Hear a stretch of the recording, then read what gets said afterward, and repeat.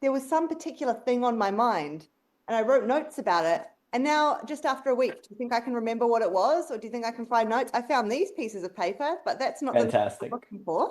And But then what's on those pieces of paper? what's on these pieces of paper is what is being avoided. Then there's Ooh. I am I have been thinking in more detail about anxiety. I've been thinking that maybe that's a piece we haven't really sufficiently brought into the Authentic Resonance series in any depth. But Mm. what was the other thing I've been thinking about? I have been thinking a little bit more about systems and kind of what the work that I'm doing and how I understand the work I'm doing, what that might say about how we create systems. I'm Mhm. slowly getting there. I know that's where everyone else has been most of the time. Well, I think people talk about systems too much because you jump into systems and you really need to see a principle that can unfold in all possible worlds. Like, I think when people go to systems, it's the moment you talk about a system, you can be in jeopardy because a system only works if everyone agrees with the system. And then you create us versus them. This would have worked if you followed the program because systems require programs. Like a system is going to have a program unless it's totalitarian. A system that doesn't have a program that people have to agree to is totalitarian, right? So when you make systems, you basically are going, well, if everyone does this, the world will work. Well, the danger of this then is the people who don't do the system, they either have to be stupid and, or they're uninformed or they're evil, to use those categories from Kathy Saltz, right? Like they either just don't know, so you have to give them the gospels per se. They're intellectually handicapped, so we have to give them a special place over here because they just don't understand, or they're evil and they're going to tear the whole thing down. So systems actually are not that great for dealing with the world because it automatically creates kind of othering. What you really want to look for, in my opinion, is a Gestalt principle, like a principle that everyone is already doing. That if they did in a different quality, that actually is a quality they're looking for. They actually want it. Then that simple change has infinite transformation on a large scale, right? And I think when people go to systems, they miss that. So I mean, I was speaking with Seth. I emphasize conversation so much as the key to all this because people are already conversing.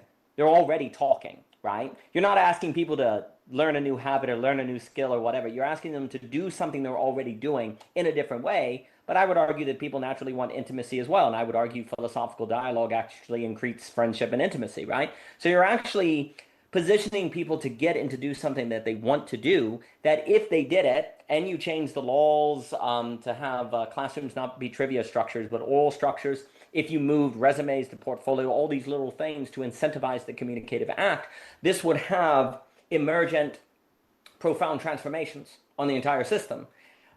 But it's not a system. It's a change of how something is already being done.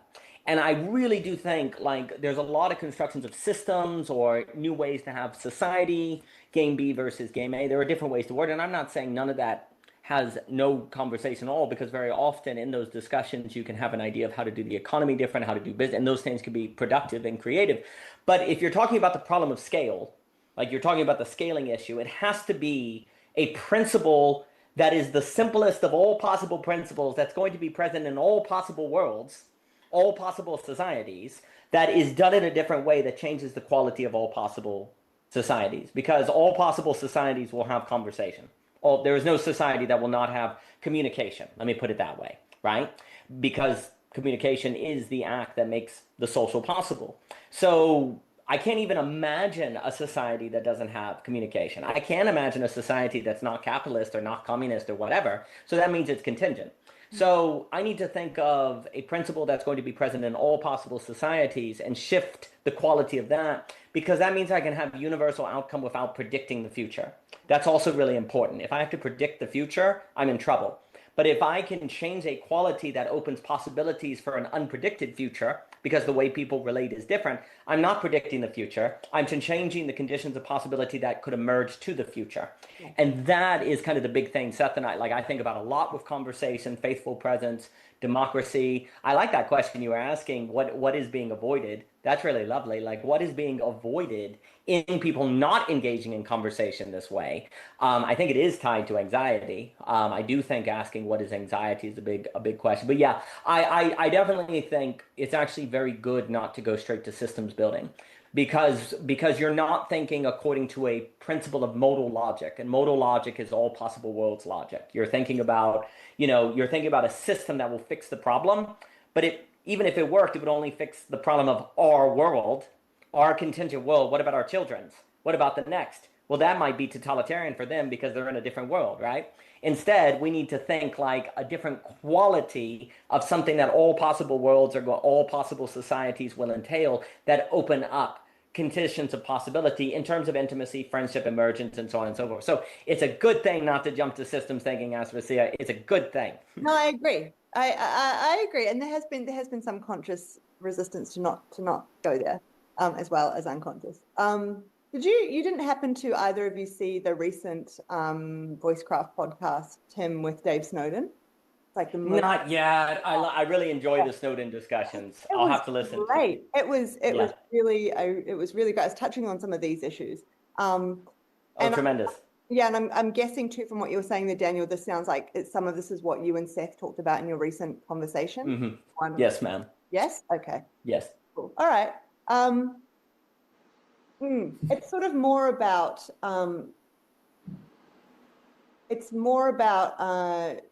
trying to find these key principles that, because of course we're not trying to predict what the outcomes are going to be, right? And that's the error that people make. They're trying to design things based on what outcomes they want. Is that simple? Oh yeah, that's the huge problem. You have an outcome you want, and then you conform the present to make sure you get that outcome. Dave Snowden is very good on not making that mistake. That is a thrust of his thinking.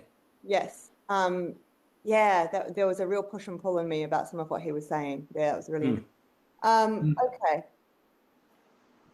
I guess one question too, though, as you were talking, Daniel, to sort of play devil's advocate, is around, because you were talking about how finding these key principles, they need to be universally applicable. So why do they need to be universally applicable versus something more like local, responding to local contexts? That's a great question. I almost would say instead of universally applicable, they're going to be universally present.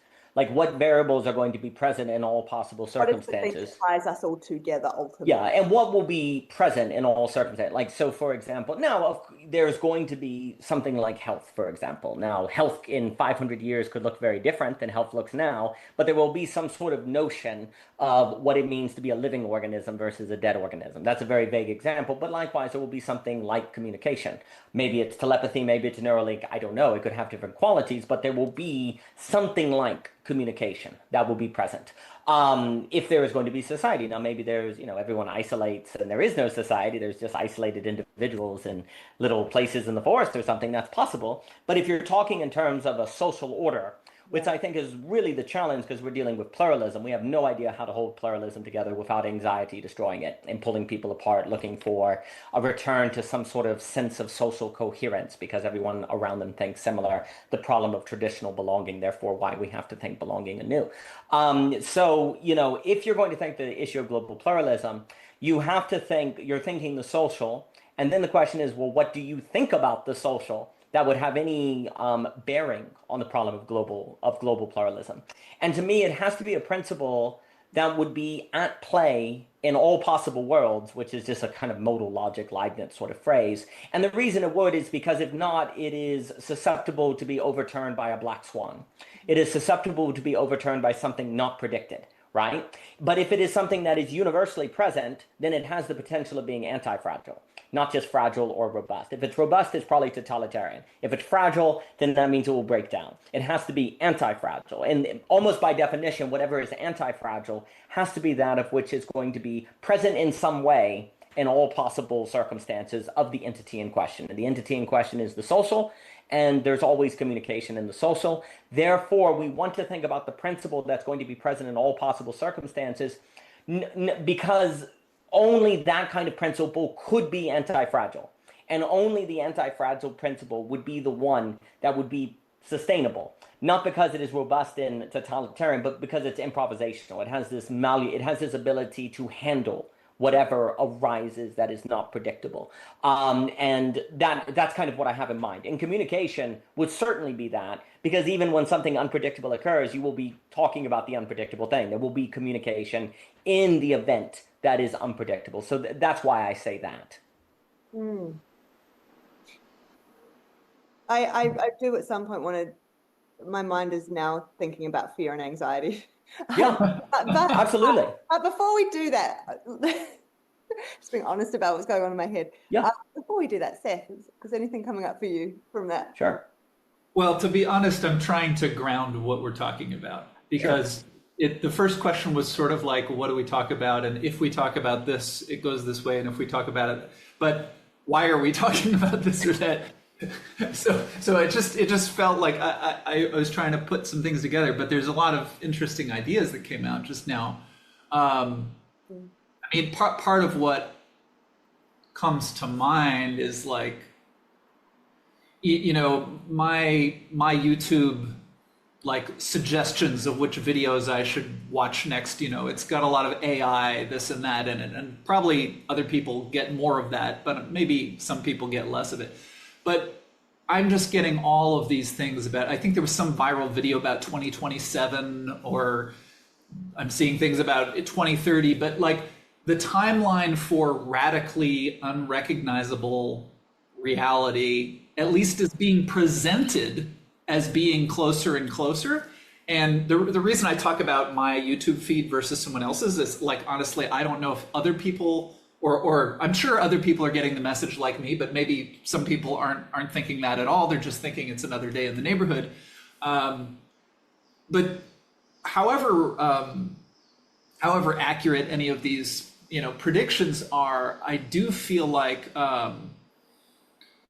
you mentioned a black swan. Like, I keep imagining black swan, you know, not because I have any insider knowledge, but it just seems like that's what's in the air. Yes. Or, you know, in the news, I mean, like, you know, the big thing in the news, of course, is this scandal around Jeffrey Epstein and Trump and everything.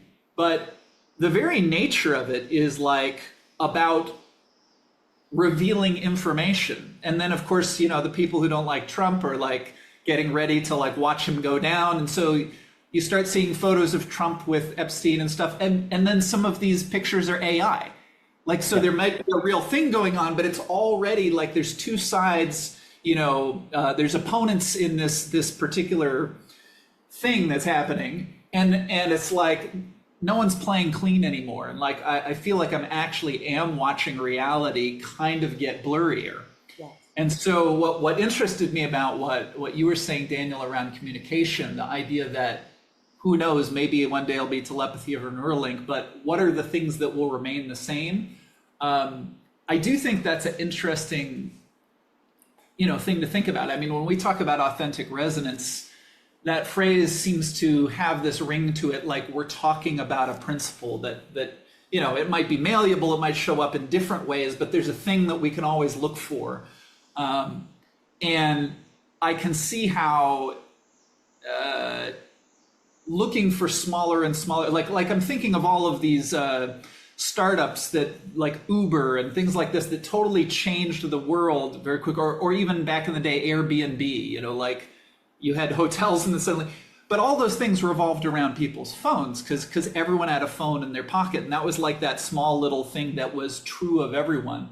So I'm interested in this idea of like, what is the everyday thing that no matter how radical the change is, yes, would actually be there on the other side of some kind of singularity or whatever, because more and more for myself, just for my own psychological state, I actually feel relieved often by the thought, stop trying to predict, there's no way you can do it. Just go with the flow, because what else are you gonna do? Like that kind of makes sense to me just in my everyday life more and more as I watch what's happening. But anyway, I was trying to figure out where's the sort of the thread that we're working with here.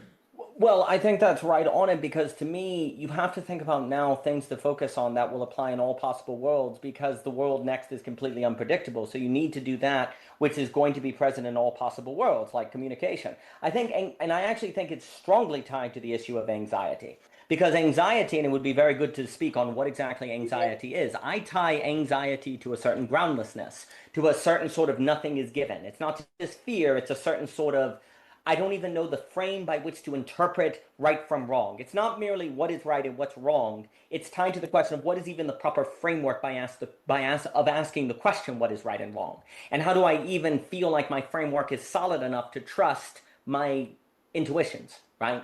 Like not only do I question my interpretation, I question if I even have a frame that is valid by which to interpret, right? Well, that's very much tied to the AI because if AI is going to basically make it radically unclear what is reality, like where you don't even tell, you're going to be, I think anxiety strongly describes the coming feeling. And the loss of societal givens is the beginning of that unleashing of anxiety that AI and deepfakes completes. Like and global pluralism is a trajectory of anxiety. And of course, the great move in psychoanalysis is to claim that freedom is anxiety. Like you don't have freedom where you don't have anxiety, because if you don't have anxiety, that means you're locked in a framework, right? Well, if the world is going to be increasingly defined by a certain sort of unreality, a certain sort of anxiety, then focusing on the things that are going to be present in all possible worlds is really the only way to be prepared for the future, not predict the future. You can't predict the future, that's a fool's errand, but you can be prepared for it. Well, what is something, and that's what I've become very interested in, what are things that are going to be present regardless what the future is? Well, I would think conversation would be present regardless what the future is. I would think authentic resonance, a form of that, will be present regardless. The gestalt would be present regardless. The difference between fear and wisdom will matter in the world regardless. And when you're thinking about those principles, that's a way where you can then do something today that is not going to be washed away by the unpredictability of what comes next, that is nevertheless not trying to predict the future, but be able to receive it. And I think basically, interesting enough, skills like the skill to communicate, which people will be like, well, that's not going to get you a job. What is that exactly going to do? Well, a lot of the things that were going to get you a job are going to be replaced by AI. You'll have this great inversion where things like actually doing body work or actually understanding the difference between thinking and perceiving, these become radically important skills because the principles of those distinctions will matter in all possible worlds. In all possible worlds, which again, another way to think of the phrase all possible worlds is I'm not really thinking multi-dimensions. I'm thinking multiple, whatever future may come about, right? So to talk about all possible worlds is to talk about an unpredictable future. So what can you do today that will apply in all possible futures? Well, communication. And so whatever we need to think today is probably going to be about one of those principles because that's going to be in play regardless what AI does. And I actually think thinking such principles, I actually think it goes a long way to helping one fight anxiety or not be overwhelmed by anxiety because you feel like you have something stable. I don't know if there will be lawyers tomorrow, but I know that friendship will matter. I know that communication will matter, and I know authentic resonance will matter, and that actually gives you a certain stability, a certain sort of confidence. But I do think this topic, it is very much tied to the question of anxiety and what is anxiety. I think of those things together. So those were just some thoughts. Yeah, I think the distinction between fighting against or sort of being overwhelmed by anxiety is important because of my estimation anyway, there's a level of anxiety that is good, that doesn't impede our ability, I guess, to continue to communicate, to be authentically resonating, to be moving, to have momentum in life. And so but then there is anxiety that is overwhelming, that floods us and that leads to all sorts of, or just suffering from like just the physiological suffering of that, but also has all sorts of cognitive effects. It actually deludes us. It actually distorts our perception. And it can have this sort of reinforcing loop to it in that it distorts the person whom we're communicating with to become someone who is extra anxiety provoking, which further it keeps us over threshold. And there's I think the nuance around anxiety is lost. And, you know, that is part of what has been useful about the way that I work, is actually distinguishing different forms of anxiety and working with them very differently. And it's moment to moment as well. I think that's the other important thing, is that the anxiety that you experience in any given moment can be an indication of something that is occurring in that very moment. You know, people often, I think, confuse it with, well, it's because I had, you know, some interaction yesterday, and so I'm feeling anxious about it today. You know, we can dig into that. There is something to that, but there's often the case that it's actually giving you information about the very moment. And so the idea of trying to get rid of anxiety, I think, is foolish. But it's understanding what is the frame of anxiety that is still useful, can still be useful, we can still work with, and that by tuning into, we might actually, it might tell us something, and then what is going over threshold where it actually does get in the way, and we can learn ways to deal with that in order to get back into, you know, the window of tolerance, or whatever you want to call it. But in saying that, what did I just say? So there's the stuff so the other thing too, I think, is you know, communication is going to be emotionally evocative, because the other place that my mind goes to is we're thinking about what is the thing that will probably remain. I mean, I guess you can make a case for there might be some manner in which emotions get wiped out of existence, but I think emotional tone and emotional experience to some degree is pretty it's a pretty fundamental part of being human. And so within communication, you are constantly being emotionally triggered as well. You know, like, I use the word triggered lightly there. I just mean emotions are being evoked. And it's very fast. And I think our ability to be able to tolerate those mixed emotional states, and that really what it gets to the heart of here, I think, is that the way I work, at least, is that not all anxiety, but a large chunk of anxiety is a signal that something that is happening right here in this very moment is evoking some kind of conflictual state inside it. And it depends on our ability to be able to hold mixed states. We call them states. I mean, I'm using words in a not very precise manner, right? But just mixed feelings, right? And noticing I like what he's saying and I don't like what he's saying at the same time, as a simple version of that. Noticing I want to do that, and I also, something in me doesn't want to do that, right? Like noticing the tension, the conflict, our ability to be able to notice that that's even happening. And first of all, to notice that that's happening, we have to be able to see under the noise of the anxiety. And so that's going to depend where our anxiety sits. And there's, you know, a certain level of anxiety that I think we can read as, oh, that's what's happening. And if I just continue to investigate further, then I can experience the emotions.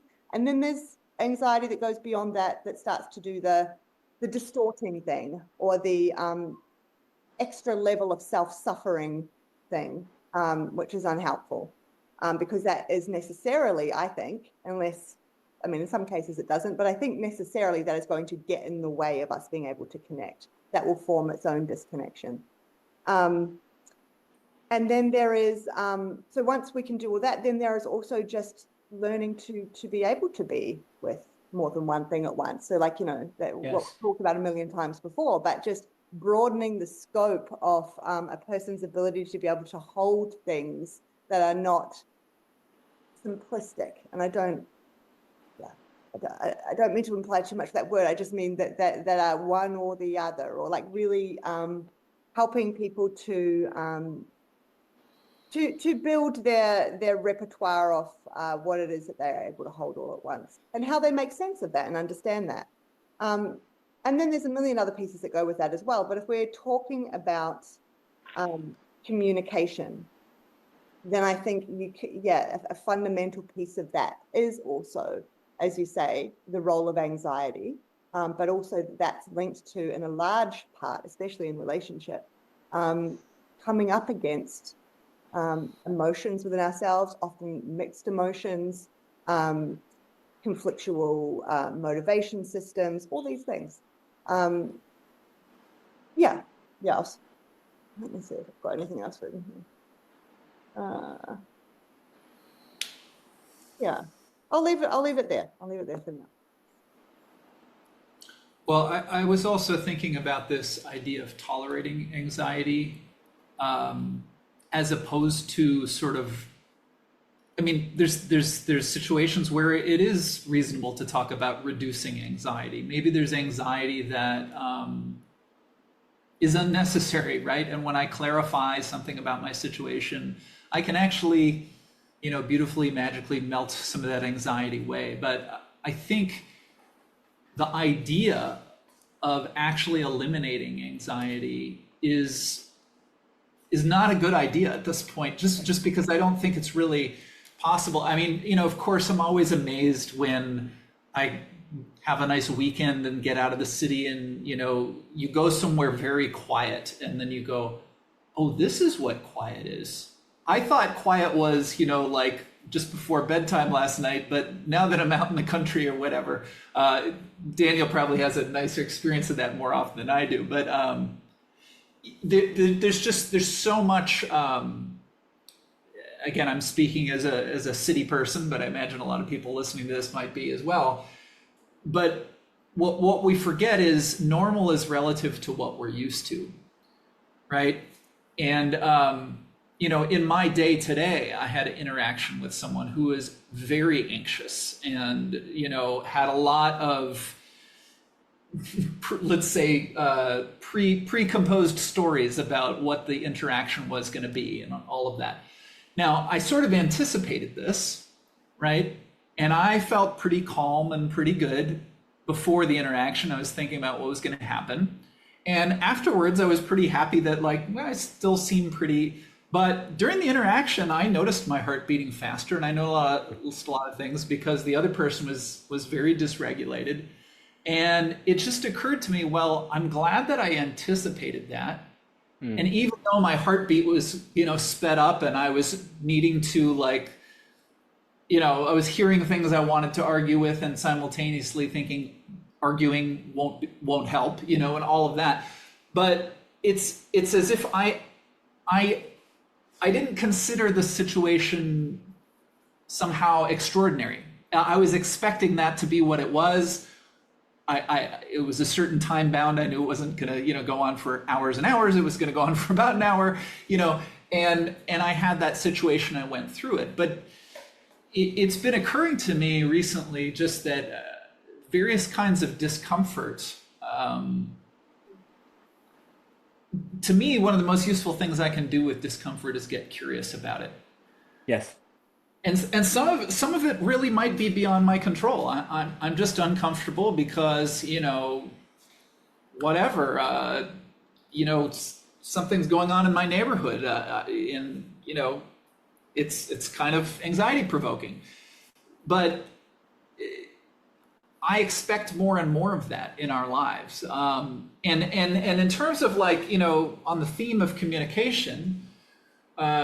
There are some of us who are, thinking about the internet as a social coordinating mechanism and coming together in places like Voicecraft or the net, and, these conversations. But I do think that there are also a number of people who are going more and more into just interacting with the screen, or, so I think there's a broad spectrum of realities, and there's a broad spectrum of, how people are communicating or how people are seeing the world. So even if I feel incredibly grounded, I still don't know what I'm going to encounter when I walk out the door. And I think that's more and more the case. So I do think there's just something really useful about, I know that at an earlier point in my own life, I probably did have some ideas about, I'm gonna, maybe if I do martial arts or if I take enough workshops, like some version of I'm gonna reach that perfectly Zen place, or I'm gonna, I'm gonna make it financially and I'm gonna have a really nice place to live and that'll make everything okay. At this point, if I try to imagine my best future, it always has to do with being more and more skillful, but also less and less attached to, things being the way they are today, again, tomorrow. So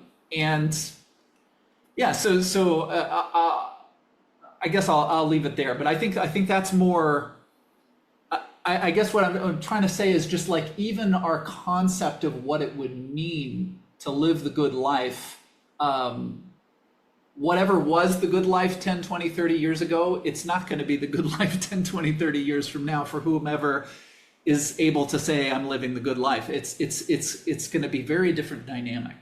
Yeah, and I think this range of anxiety that I'm talking about, that like you're saying, Seth, you can't really imagine living life without some anxiety.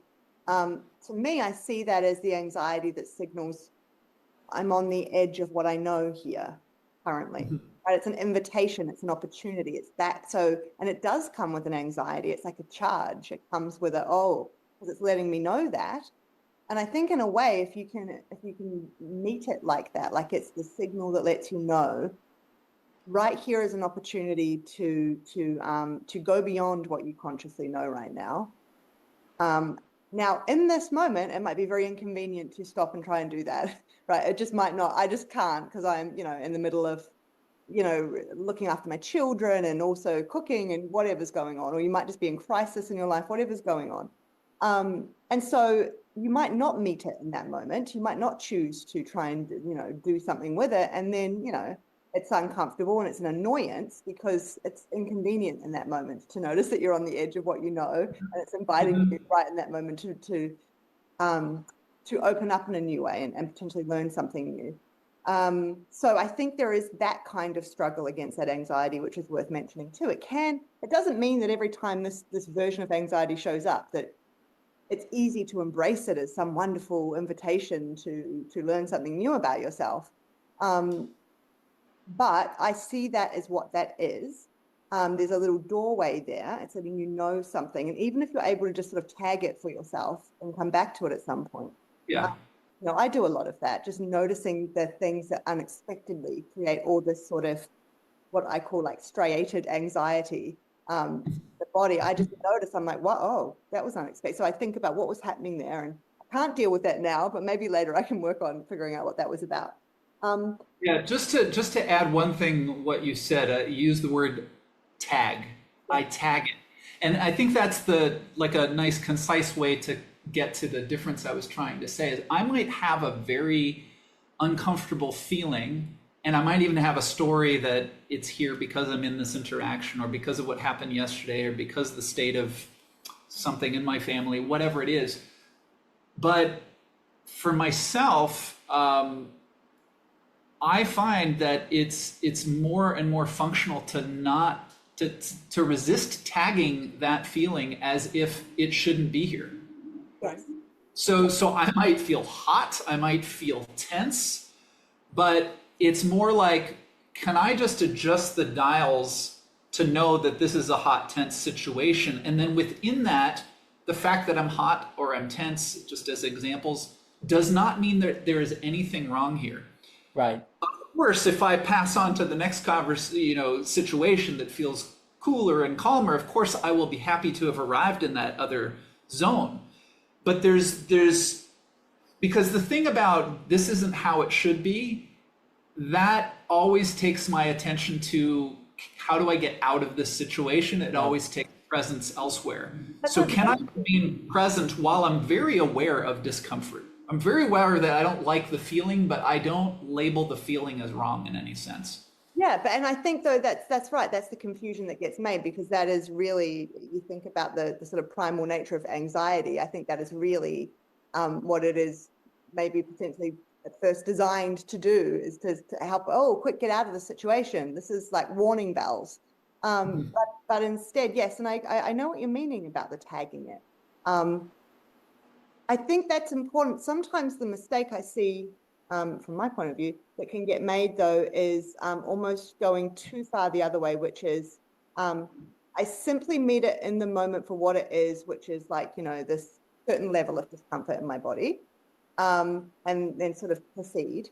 And then I guess what I'm suggesting is that there is a pattern as well. So it's like two layers. It's that is important. But then there is, if you're interested over time, being able to sort of notice the pattern of what are these different situations where I get that kind of anxiety, right? And that's sort of what I mean by tagging. I don't mean tag it as in I'm trying to pretend I can file it away and not feel it in that moment. It's still there. It's still there.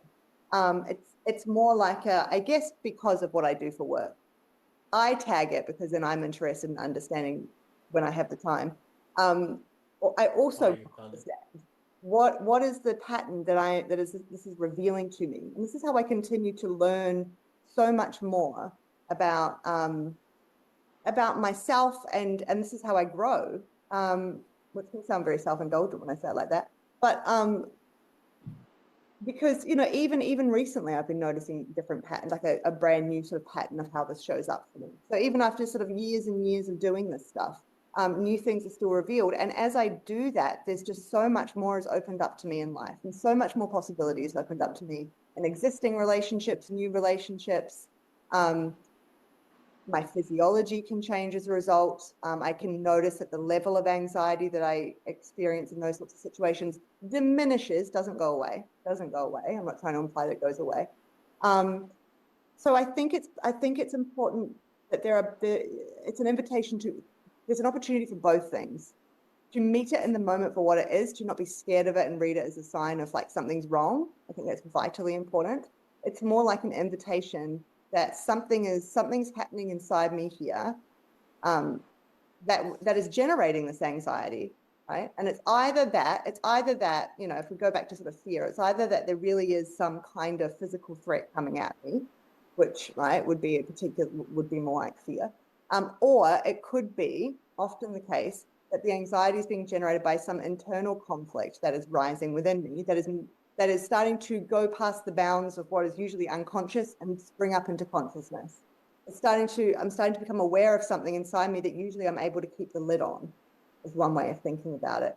So there is an invitation to do that. Now, I don't want to suggest that most people in their day-to-day life are able to stop when that happens every time and do some exercise and do all that. That's not what I'm suggesting. I think, Seth, you're beautifully coming in a much more practical way, whereas I'm talking more of like, ideal world, if you could stop and, I don't know, do some therapy on yourself in every moment.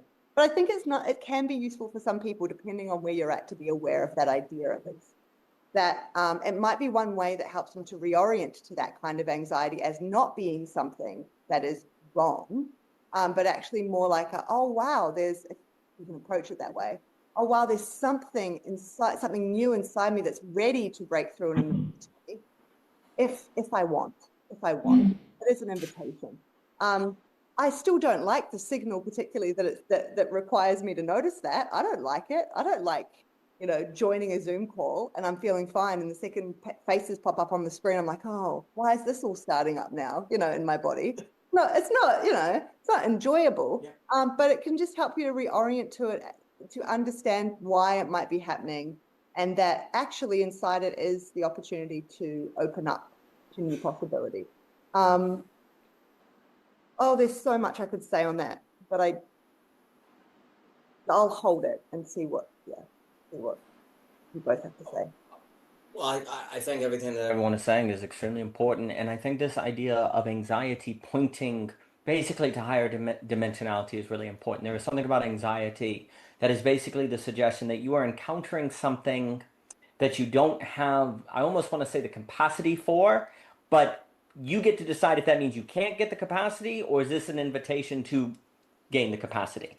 Like, there's something about, well, we've talked about algebra versus geometry. I associate anxiety with basically an encounter in the algebraic that suggests that algebra is not the case, that you need higher geometry. So let's just take the example, you have an experience where you're both happy and sad at the same time. In algebra, that's not possible.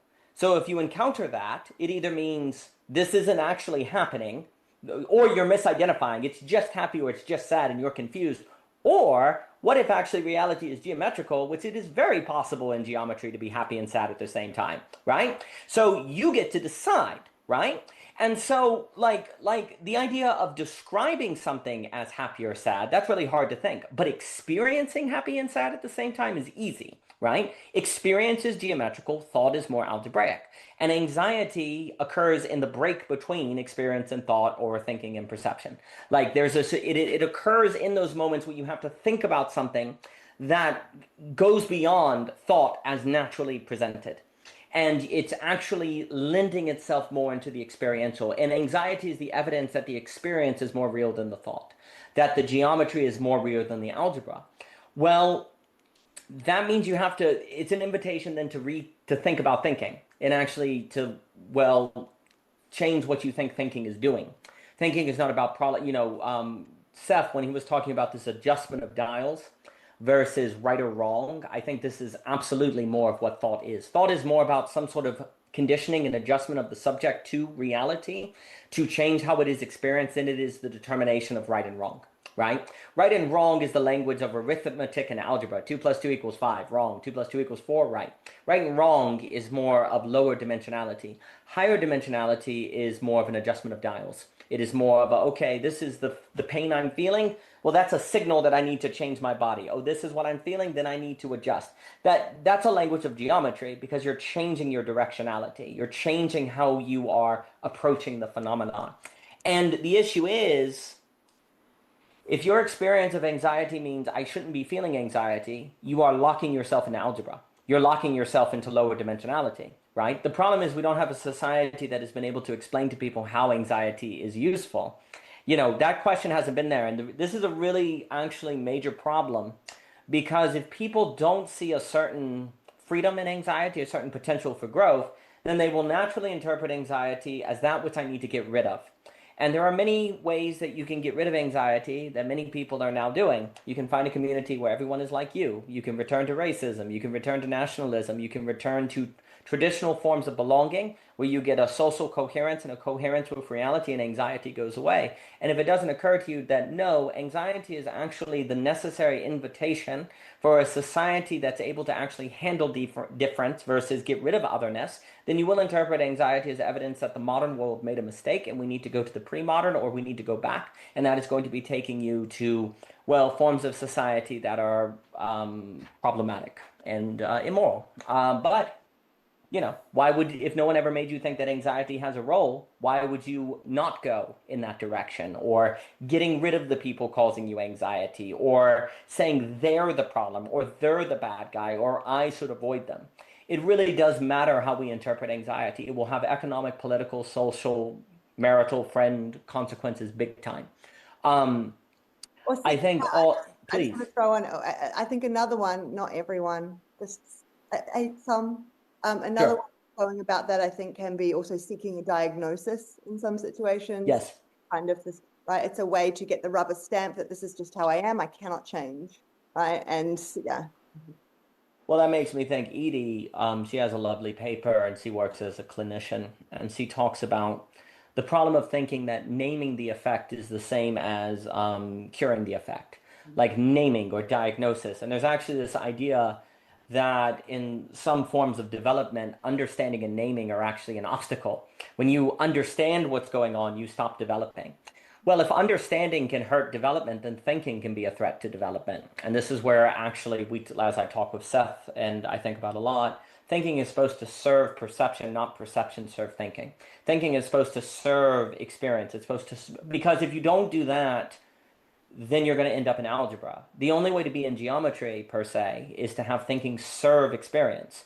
That's meaning you actually put understanding on the back burner from the unfolding of the experience. You don't let understanding and naming and diagnosis get in the way of the experience, which also makes sense in the sense that whatever naming or understanding you have is necessarily going to be based on the paradigm that you're from or you're in. And if what's coming is new, by definition, your understanding will have to cut it off, right? Because however you understand it must be according to what you understand. And if anxiety is leading you to something new, or if the world is going in a new direction, understanding can only get in the way. You need to get better of being almost the Cézanne painter, paying attention, really watching it, gaining the phenomenology of glimpses. And I know Basecamp, Robert, he has that lovely book where he's been talking about awareness as an ethical act, and I think that is correct. And I think basically too, that ability to keep open the awareness is what anxiety, basically in my experience, I really like what Seth was saying about the adjustment of dials versus the right or wrong. Also, what he said that and I'll close and pass it to whoever wants to speak. And also things can be said about analogical reasoning, which I'm tempted to go into, but I will resist. Probably not for long, but I'll resist for now. Is that when you said that basically we need to be less attached and more skillful with the future? Yes, that's it. That like the future, like this moment calls for greater skillfulness and less attachment to certain images of the future. I get like you need to be more skillful. And for me, when I'm saying this whole thing about a principle that's possible and that's what principle is going to apply in all possible worlds, that is a question of determining what skills to focus on. Like what are the skills you should focus on and how should you become more skillful, right? But the point idea that a world that you can't predict is one that you need to be more skillful regarding and less attached regarding. Exactly. And I would argue that these skills are primarily in the terms of the social relational skills. Relational skills are basically going to be central for the possibility of making the social prepared for a future you cannot predict. They're going to be relational skills. And absolutely emotions are part of that. I don't think there's such thing as thinking without emotion. I don't think it exists, actually. I think this whole idea of getting rid of emotion, well, no one would say, can we get rid of thought? Well, oh, you mean like Neuralink? No, I mean get rid of thought entirely. We'd be like, well, we don't want that. We'd be dead, right? Like the idea of getting rid of thought entirely would be ridiculous to us. But when we say get rid of emotion, we go, oh, well, that's possible. I can see that. No, emotion and thought are like the same activity, actually. You wouldn't think. No, you would not think. There's a paper in The Map is Indestructible that says the myth of the heart-mind split, that there's heart-mind. No, they're two sides of the same phenomenon. Like there's no split at all. So getting rid of emotion would be getting rid of everything. So getting good in emotion is absolutely going to be important. But that idea of the skillfulness, one of those key skills is the ability to, in a situation, instead of saying, this is wrong, I shouldn't feel this way, you instead adjust. You adjust the dials, is what you were saying. 1,000%. Anxiety, I think, is an invitation to basically realize that. Like anxiety is the realization of that, because anxiety is that of which if you say, make the anxiety go away, you actually didn't address the anxiety. You just put it off. You postponed it because you still haven't developed the skills of anxiety. So I think a society that is basically feeling more and more anxiety is one that's kind of being forced into a sublation, forced into a change of thinking in terms of adjustment versus right or wrong.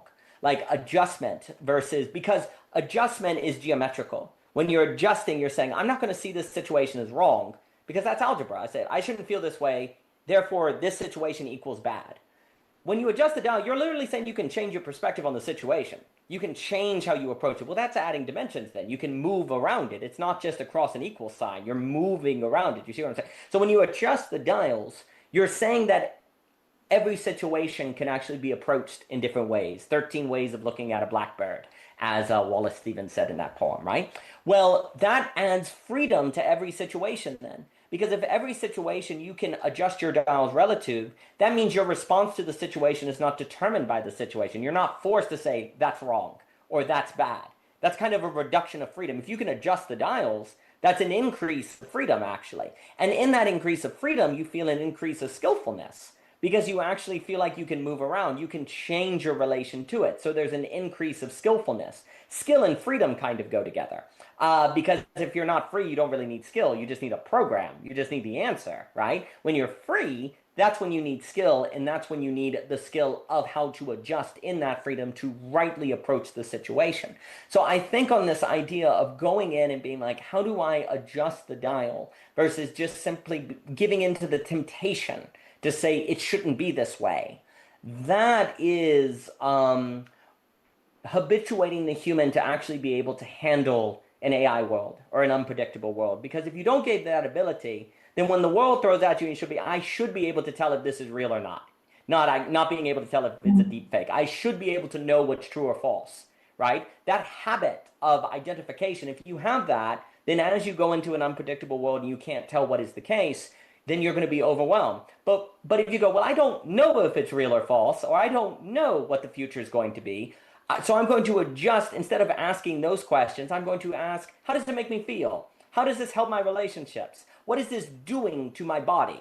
What is this doing to me? The thing could be real or false.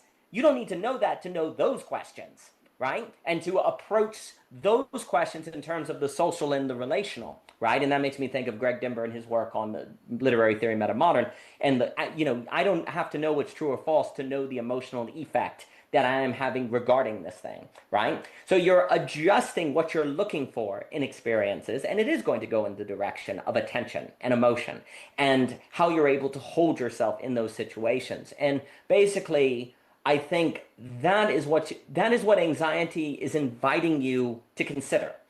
And if you simply say, and I'll stop here, if you simply say anxiety is bad, then you never consider those things, and therefore you will not be ready for what's coming, like in 2027 or the AI. Like anxiety is actually like the invitation to prepare for what's coming.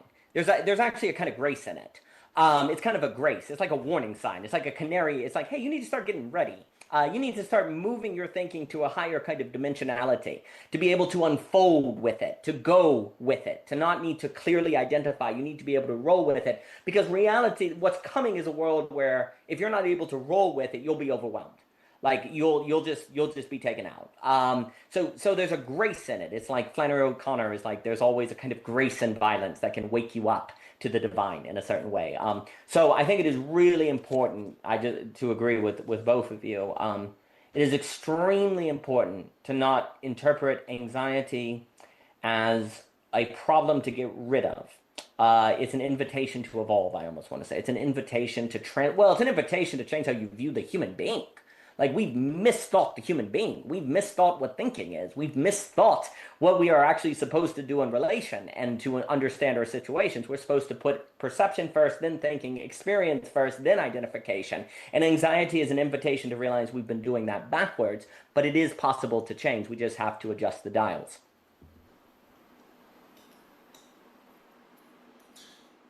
Yeah. In a way, I hear you saying everyone needs to become a philosopher. And I think I've heard you say on other occasions that not even that's what needs to happen, but that is what happens as givens disappear, right? Is everyone finds themselves in a state of inquiry, whether they want to be or not, because things don't make sense. But one of the things that, so I feel like there's this assumption we're making in this conversation, which is that, like, if we say the thing to do is adjust the dials, the assumption would be that the person is aware that there's a series of dials in front of them that can be adjusted, right? And I mean, I think that is true for some people, and I suspect it's not for others. I mean, this is one of those moments where I really feel very cautious about thinking I even know what the pattern is out there. Sure. I know what the people in my community are like. I know, again, what my social media feed is like. I know what the people I see in daily life, not on the internet, is like to some degree. But, I'll read some wild news article about someone who has gone off of some deep end I couldn't even imagine going off of. I mean, but what I would hope, and I wonder anyway, if there is some trend that's just there, is that more and more people would enter, some confusing situation, and rather than it's a video game and how do I get to the next level, they would have a little sense of being the person watching the person playing the video game, like that sense of, in meditative traditions, it's the witness consciousness. But can I actually carry around the witness consciousness at all times? So I'm having a good day or I'm having a bad day, but there's this other version of me that's watching me and saying, oh, look, you're having a good day, or look, you're not having such a good day. And there is some small part of my personality that is reserved for being quote unquote objective on some level, that's watching me in third person. Is that something, I mean, I feel maybe just because of the kind of work that I do, that's something that I've cultivated for myself. And I could certainly notice that in certain situations I look back and I was like, oh, you You didn't have any of you lost the objectivity for that particular interaction, didn't you? But even the fact that I lost it is something that I'm noticing. So anyway, I don't know what kind of broad generalizations I could make about that, but I do think that this is one of the things, is that it's like, is something wrong in this situation, or is something wrong with how I'm looking at this situation? Some people might not get to the place of asking, is it how I'm looking at it? Mm-hmm. But my hope and I guess I have a suspicion that with the world changing the way it is, that would be a question that might just arise for more people. Something I was imagining is like, when people talk about what is always going to be necessary, one of the things that comes up is knowing how to grow food. And when I hear that, I'm always very aware that I don't know how to grow food, right? But if I imagine, so I visit Daniel and he's got the garden, and I think, oh, well, if I was to hang out, in Lynchburg for a while, maybe I could learn something. But we'll just run to Daniel. Don't worry. When the world ends, we'll just run to Daniel. We'll just run to Daniel's house. But that's the thing, is like, you can imagine a situation where two people via circumstances find themselves in a problem-solving situation together. And let's say they're very intelligent, competent people, but their competencies are completely different. You have some kind of engineer kind of a person, and then you have, someone who does work more like what Aspasia does, who has a read on people. If at a certain point there's a task that involves two people, and one is going to need the help of the other, maybe there's a moment where the realization is, well, it's not that you're incapable, but you just don't have the background. And what is just my fluent language, I'm going to have to slow down and talk to you the way, they talked to me in the first year of my training, or, whatever it was. This sounds like my marriage. My husband's an aeronautical engineer. Yeah, so if he's trying to explain how to do something practically, I can see just how frustrating it is for him to really slow down and explain it, because it comes so naturally to him. Yeah. And that frustration is an inevitable part of trying to explain to you, who doesn't have, his background knowledge, what to do. But I think that's the kind of situation that, how I tie that together with this idea of, are you observing yourself in the moments as if from the outside? Well, if you aren't doing that, but let's say you find yourself, maybe because of the way the world is unfolding, more and more in problem-solving situations where the person I need to collaborate with, it falls on me to actually teach them what I know. Yep. That's the situation that can't be avoided at a certain point. And then the other half of that is there's a way that I might notice, oh, you're actually doing your best. And I know that I'm doing my best, but it's still not working. So I don't feel like I can blame you. I don't think I can blame myself, but it's not working. And I think, coming back to what we've been talking about, that might be how I interpret certain anxiety signals as something is wrong here, not in the sense that we're saying something's fundamentally wrong, but something isn't fitting, something isn't working. We need to hit the reset button. But somehow there could be a situation where it doesn't occur to me that it's your fault or it's my fault. That, so I guess I'm just trying to, I'd love to have a more concrete example of that, but I'm trying to flesh out something that I wonder if it could sort of organically arise. And it's not just because we say, oh, well, that person did all their reading and did years of practice until they attained the level to act this way. I'm trying to imagine, how could this type of situation just occur and spread and create a shift in that way?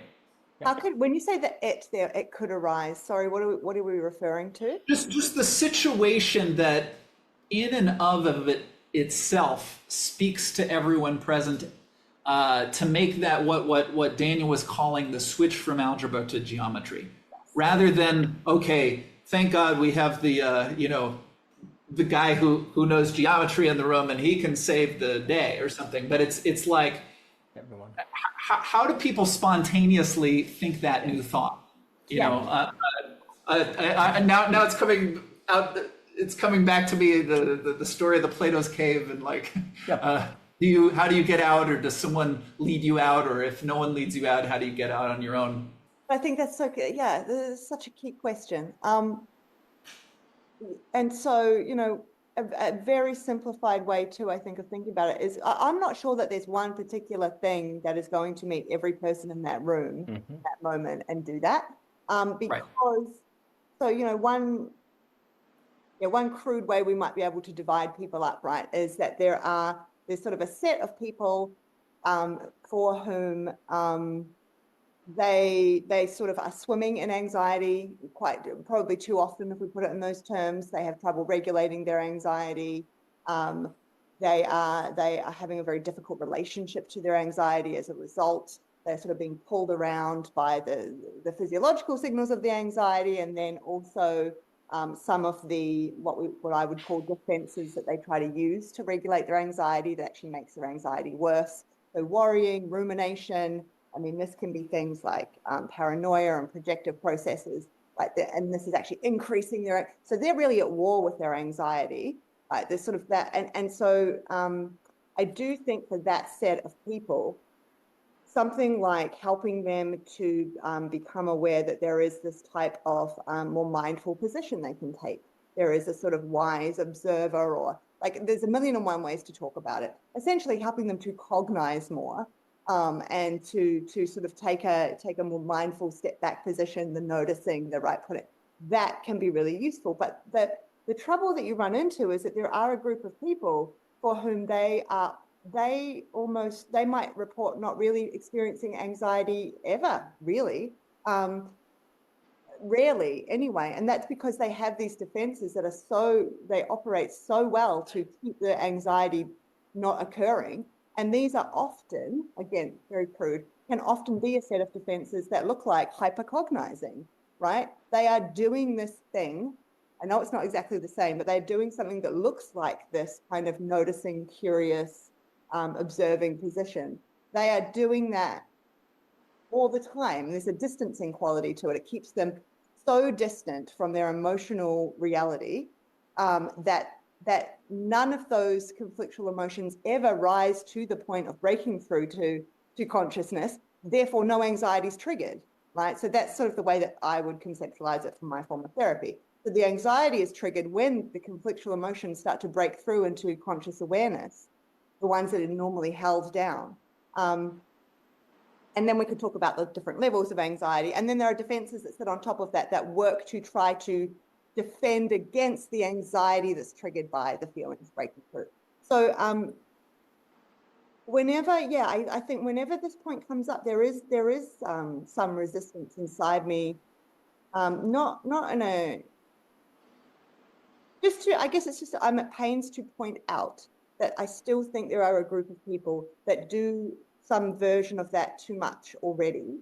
That's actually keeping them distant from their emotional reality. And so for those people, I guess, if I get to the point, it might be something more like helping them to actually completely let go of all that.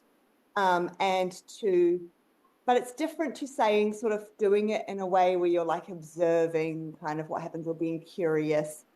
That's where actually a bit more pressure, I think, is required.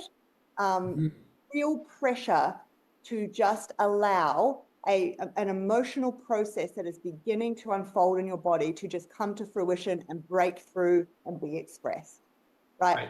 So that's, as opposed to what I think sometimes people hear as sounding a bit like going into more of an observing position. Does this make sense? Right. That could just turn into a detachment or a permanent. I can always press pause and just come back to it later. And there's a way that you have to be careful there.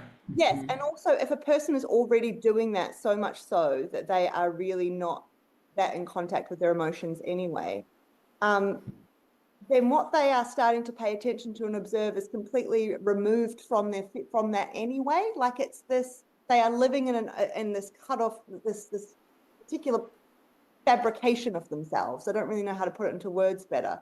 They are not really aware. So, for example, they might be reflecting on an argument they had with their wife the day before or something. And they're not going to have any access, if this is kind of how they're structured, they're really not going to have any easy access in that reflective moment to their emotions that were the emotional conflict that was occurring within them. They would be probably more likely to just sort of go over the facts of what happened, maybe in a worrying, ruminative way. They might be noticing the conflict that's actually happening within them as something that's happening within their partner. And like there's a million ways it can go without taking up too much time. But it's detached, and I think really, from my point of view, the helpful thing to do with that person is to help them get into the emotion, allow the emotion to actually emerge through them, as opposed to engaging further in cognizing. And sometimes when we talk about being curious, I think people can go to that as a cognitive, I know this is sort of false distinctions, but more of a cognitive distanced curiosity about themselves. And it's quite often the case that they will just say, I don't really feel anything. I'm a bit annoyed that she was doing that, or, but I can tell she was feeling lots of things towards me. And then there's lots of focus on imagining what the other person was feeling towards them. So that's all. I just think, for me, it's very hard to imagine something. And maybe this goes back to the initial question that I brought up about designing systems. Not really what I was meaning, but it probably comes back to that point, trying to imagine exactly where we've come to now. Like, what would be the kind of thing that would allow any sort of like a group of people to have some kind of, I guess, experience of this geometry, if we put it in those terms.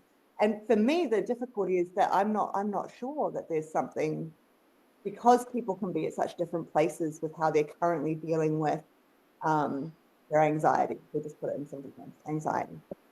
It's a bit deeper than that. Yeah, is that helpful at all? If I just muddy waters? You're not muddying the waters at all. I think what you was I think basically we have mostly used thought to avoid being human. And the only way to be human is through anxiety. Because anxiety is the maturing process. Because anxiety is the experience that there is a world that is real beyond you. Like, that you cannot bring into your structure. Like, anxiety is a radical encounter of otherness. Like, this thing is real and it's not me. Like, we all claim, oh, if I were to say to you, hey, how do you know the world, the external world is real? We all laugh and say, I don't, but haha, we all know. But practically, we actually naturally act like the external world doesn't exist. And we do everything in our power to actually make it practically non-existent. Even if technically it exists independent of us, we do everything in our power to make it practically non-existent. And anxiety is the experience of failure in that regard, where your efforts to practically make the external world not exist are failing, and it is there, and you have to account for it. And the choice is the following: change, begin taking otherness seriously, and complexity that is beyond your ability to flatten, complexity you have to unfold with, or figure out a new strategy to get rid of that thing. And there are different ways to do it. Like you said, people will cognize, objectify, use thought to not feel anxiety. One wonders if which world is worse. A world where nobody feels anxiety because they have the cognitive skills and, they've used their brain to avoid anxiety, or the world where everyone is anxious. Which is worse? It's not actually clear to me. The world where everyone is anxious might actually be better. In the sense of, Kierkegaard had that lovely line, where he said, the man who is in despair doesn't know they're in despair. That's worse than being in despair and knowing it. Because if you know you're in despair, then there's hope. If you don't know you're in despair, there's no hope. And I sometimes wonder that, where this world today where everyone seems anxious, that might be in a better place than the worlds in the past where no one was anxious, right? Precisely because that could have been the fruit of an operation to avoid our humanity. There is a sense where perhaps we now have an opportunity to be human for the first time. But the road is quite difficult. It requires coming to terms with radical otherness, and actually trying to integrate with the otherness as opposed to somehow distance ourselves from it. I think what you're saying, like for me, for situations like you're saying, there is something about this idea of looking at it. I think of it in terms of shape. I like to spin it around.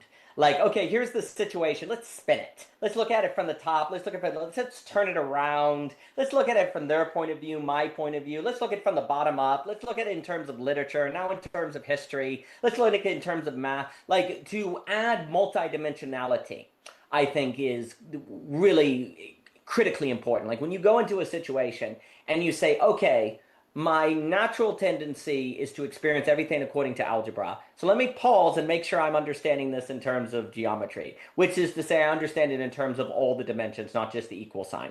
Because we all naturally interpret everything according to an equal sign, which is algebra. And the equal sign is this. It equals good, it equals bad. Done. But that's what you want to resist. You want to say, no, let me bring in history. Let me bring in literature. Let me bring in their point of view. Let me bring in emotion. Let me turn it around. Let me look at that. I think is critically important, because if you don't do that, you're not habituating your brain actually into movement and time and geometry. You're letting it give into the habits of, I know, I'm the judge. I know the truth. I have the truth. I have understanding. I can name it. Well, here's the issue. Once you name it, you can't treat the effect, as Edie was saying. That's so important. You can't treat the symptom. You can't treat the situation because you don't allow it to unfold anymore. So I think that's very, very important. I think also to this question of how do you spread the condition, so there's a few things. There's the argument to be made that the more the world undergoes global pluralism, the more people will experience anxiety. And therefore, they will be forced over and over again to have the experience you can only adjust by changing your view of it into more of a dial mindset, a geometry, and it will just keep repeating, and either you'll change or not. And if you don't change, the consequences become more and more dire. And there's kind of a mechanism of self-correctness because it is global pluralism itself with technology that creates this anxiety. And if that is the very characteristic of society and people's jobs and the way they use the internet and so on and so forth, then you will simply have more and more anxiety that will not go away unless you change your relationship to the anxiety or medicate it away or get more and more intense neurotic strategies of closing yourself off to it. Like you're using thought aware. Well, I think we're seeing this. This is happening live. People are, unfortunately, choosing to go in the direction of solving anxiety away. And one of you see people going into fascism. You see people going to tribalism. People are separating from global pluralism. I am of the opinion, though, that none of those strategies are actually going to work, though, unless you actually truly disconnect from technology. This would be another argument. You cannot go back to belonging in the traditional way. This is a huge thrust of the book, is that people today are looking for belonging. Since we haven't thought to create the conditions of belonging again in different terms, people are going traditional ways. You cannot do that. You're really just returning to what I call an indestructible map. This is an entirely different subject. It looks like belonging, but it's ideological insulation that technology, you have to separate from technology. You literally will have to have a more Amish strategy. And Amish are not anti-technology. They vote on technology to create more isolation. Because if you don't have isolation, you'll have anxiety. And as you get anxiety, you lose belonging. And that leads to trouble, right? So we are seeing a world where the average person is feeling more anxiety and they are choosing how they respond to it. And many, many people are going in very problematic directions that are trying to avoid the anxiety by getting around people who are just Christian or just atheist or just whatever ethnicity or whatever, so that they share the same priors and don't feel the anxiety so much. Because here's the funny thing. When you are around people like you, then practically the external world goes away. That problem technically there's an external world, and you can say, whoa. The reason you want to be around people like you is precisely so the world feels real. Oh, well, here's the tricky move. You define the world feeling real when you don't feel it. Because anxiety is the feeling of the world. That's the great irony that's at play, is that people are literally, in the name of achieving reality, removing the feeling of otherness that confirms there's a reality outside their head. actually. And so people, when they go to be around people like them, they'll claim, finally, it feels real. It finally feels there. No, it's the removal of friction. It's actually a state in which you practically live as if the external world is not there, because no one can consequently upset your inner world because they're like you. That's what people are doing, and that's what more and more people will do. But if you don't want to see the world fracture off like that, then you have to interpret anxiety as an invitation to taking otherness seriously, which you're only going to be able to do if you are able to move to higher geometry. But there are many more things that could be said. But the problem is, thinking itself is anti-geometric. It is anti-dimensionality. It flattens. It wants to understand. So the only way to properly respond to anxiety is to have thinking fall behind perception. Have experience come first and then think. You have to change the order of which the entire modern world has been habituating us to have experience lead. How do you have experience lead, though, in a manner that doesn't make you end up in chaos? You have to learn emotion, you have to learn the body, you have to learn perception, you have to learn apprehension, you have to learn authentic resonance. You have to learn capacities that are able to give you intelligibility without understanding in the closing off way, right? This is an entirely different educational program. And basically what I would say is, yeah, it's an entirely different educational program. So if you're talking about spreading the conditions of the average person having this, it will have a lot to do with changing the school system.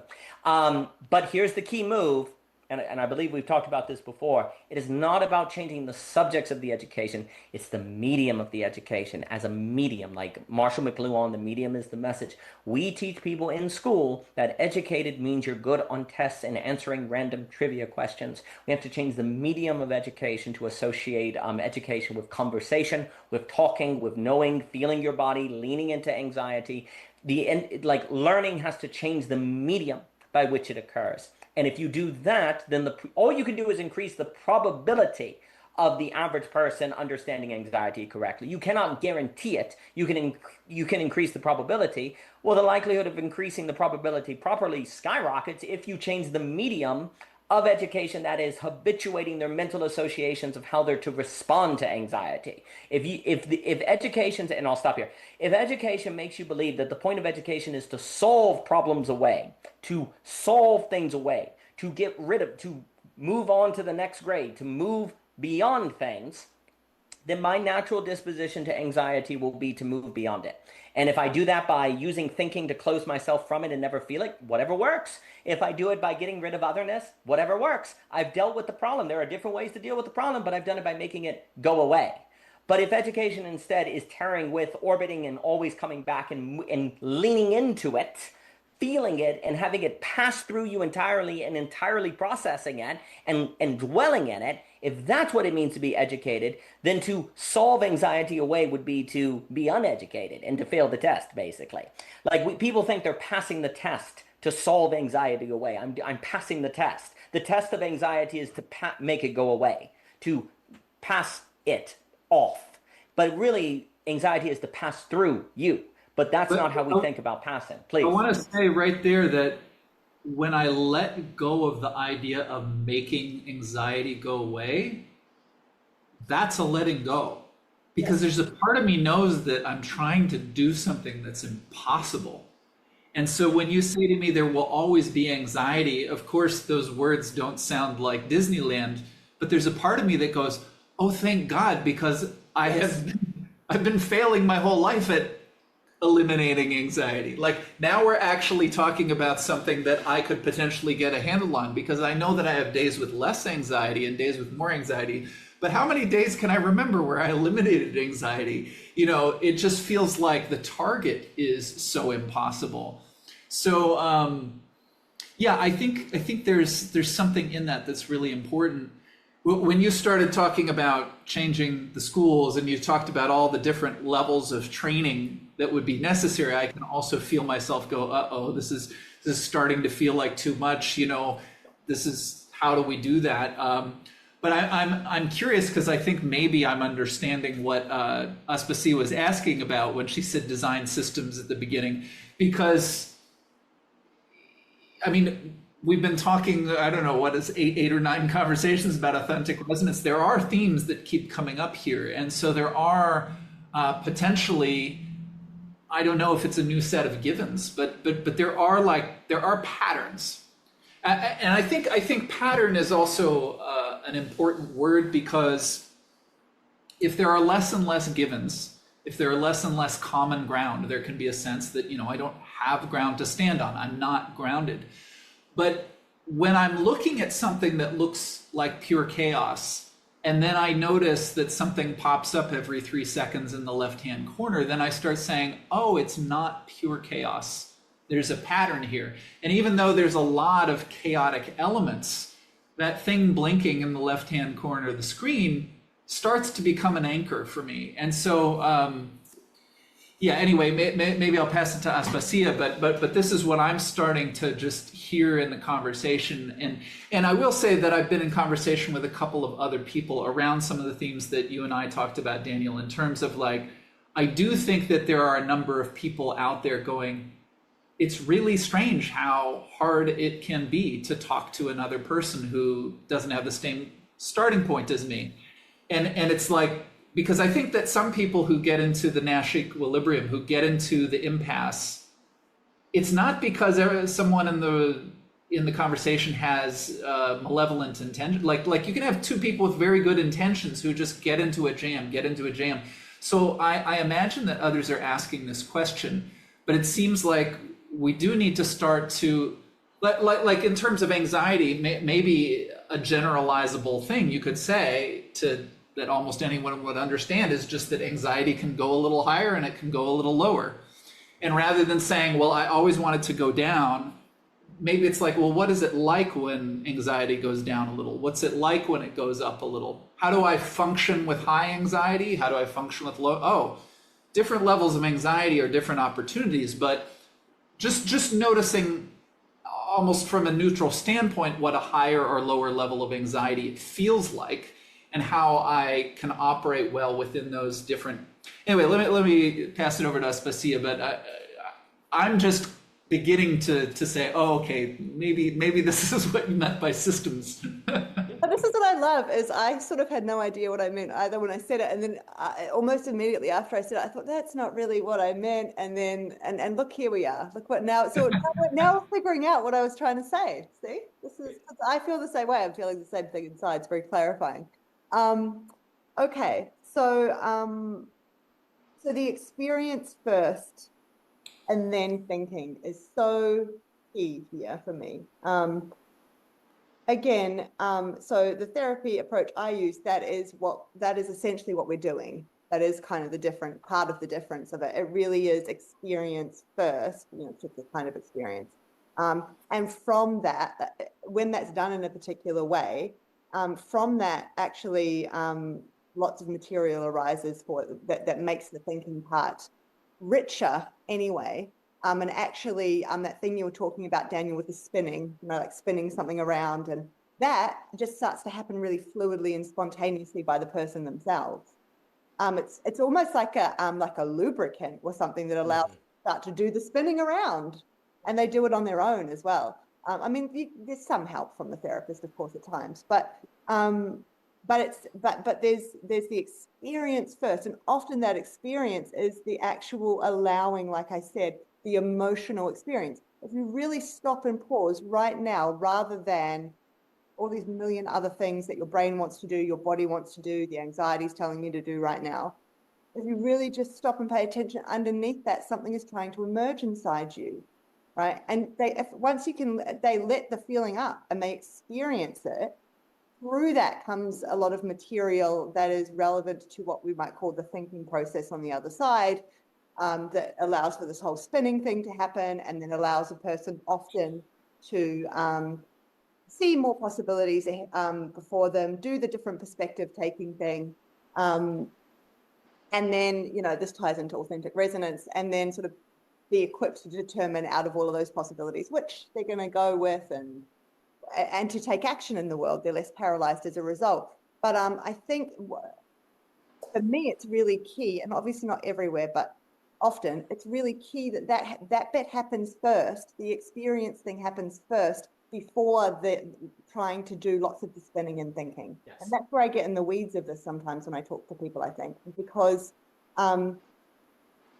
because there's something to the quality of what is available to our thinking mind, and the manner in which we have access to it, the sort of the freeing up of it. There is something about that emerges from the, hold on, I feel it. And again, I want to be clear, it's a particular kind of anxiety. I'm not talking about all anxiety, but a particular kind of anxiety that we would call the green light, right? Continue to press and look at feelings. There's a particular form of anxiety that is almost an invitation to, oh, stop, because something's coming up. And if I can stop right now and not do anything more than really, this is something that people can often need assistance to know how to do and whatever. But if I can really just stop and you just try it yourself and let that feeling be birthed within me, then through that, and there'll be a wave of it, and it might not be a particularly comfortable feeling. But there's a wave to it, and often on the other side of that process, to varying different degrees, we are much better able to think in a way that is likely to lead us sort of geometrically, as opposed to algebra, right? To take us beyond ourselves, as we were, a few moments prior. So, and I want to be clear that there's different levels to that. I'm not talking about, like some huge unlocking where lots of unconscious material comes up necessarily.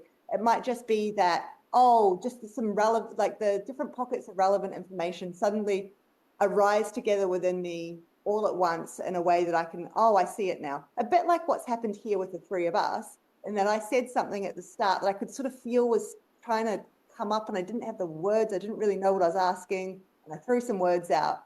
And now as the three of us talk, I'm getting much clearer. All these things are pinging at the same time.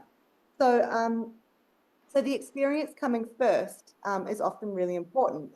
But to do that, we have to orient differently to particular kinds of anxiety and not see them as, all these things we've been talking about, things to be scared of or run away from, or whatever it is. There's also, though, I do want to be clear that there are other types of anxiety. So, like the ways within the frame of therapy I use, they distinguish three particular pathways. And so there is also, anxiety that goes beyond a point of being helpful to us that we would want to regulate. So if it goes into smooth muscles, if we're having, gastro issues, if we're going all floppy, if it goes into cognitive perceptual disruption, we're having ringing in our ears and we're getting tunnel vision and all these things, then these are signs often that we need to regulate. So I'm not trying to suggest that this is what you can do when you're absolutely flooded with anxiety. So it's important to learn all of those pieces.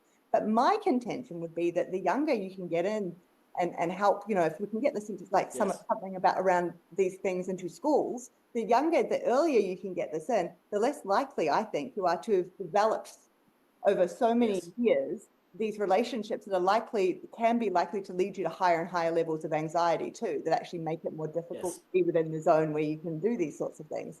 And our whole relationship to anxiety in general, I think, could be reoriented that way as well. There's obviously a lot about how these patterns and systems are set up within us that is, relevant to our home life and early childhood and our parents and caregivers. But I still think that, places like schools have a really big role to play in being able to still help to shift and orient some of that. And that would be, I think, to a support to parents as well, like, to be having that happening in schools. The other piece that I wanted to highlight from something you said too, Daniel, it's probably not even following on, but just one little piece was, you're talking about the anxiety about being, when we come up against difference in the world, we come up against the other that is different, and the anxiety that comes up within us. The part of what I think why that happens is because it's also, again, drawing to our conscious awareness that also lives inside us. Like we try to flatten ourselves and present ourselves as being this kind of person who only has these sorts of feelings about these sorts of things, and I only treat people with compassion when they're experiencing X, Y, and Z, and only this and only that. And that makes me different from you, and you're bad because you feel other ways when those things happen to you. And what happens is it's in the contrast. So when we come up against someone who part of what happens with the friction of seeing difference is that it also pulls on the threads of the things that we have not yet brought up from our unconscious and integrated and understood as being also alive within us, and that we might be capable of those things too. And we may very well have lots of different feelings and impulses happen when we're in a situation where, I don't know, someone needs our time and attention and we're tired. There might be a lot that happens within us, not just, I feel compassion and happiness that I can help you. As an example. It's a bad example. It'd be a better one. But it's there's sort of this mirroring component that goes on. And so the more that's why I think I've come to understand that focusing sort of intrapsychically is just as powerful. I guess I've been at odds for a while around, my area is really intrapsychic focus. And then I would come into conversations like these where people are talking about, interpersonal and like relationships and this whole, and almost in some circles, it's almost like, kind of denying that it's really that important to be looking inside, and it's much more about what goes on in groups and all these things. But actually now I can understand how one is really just mirroring and reflecting the other. And so when I talk about, noticing anxiety as a signal of conflict inside, yes, another way of talking about that would be anxiety as a signal of encountering difference out there, because it starts to stir the pot inside us of, remember, I might have some of those feelings too, and I don't want to own those as mine, and this is threatening because they're starting to rise, and all these sorts of things. So as we widen, and I guess it comes back to geometry, as we widen our ability to be with difference in others, we are widening our ability to be with the difference that lives inside us. And that is actually our shared humanity, is that we really are all encountering difference and conflict at every moment. And there's no escaping that. And there's a particular form of anxiety that is, I think, calling to us and reminding us that we are ignoring, we could be choosing in this moment to be ignoring some other kind of experience that is just burgeoning, ready to be brought up for us. Like we're ignoring a part of our experience. And again, I see it as an invitation. It doesn't mean you have to follow it. And you might not be able to follow it in that moment. I hope that ties up some of what I was saying. But I am also really curious about going into some discussion around, as an example, the schooling system, but just some of these more, like what is it? What is it exactly? What are some of the tweaks, even very small scale at the moment, that would be useful, and how we are helping to orient people to this differently?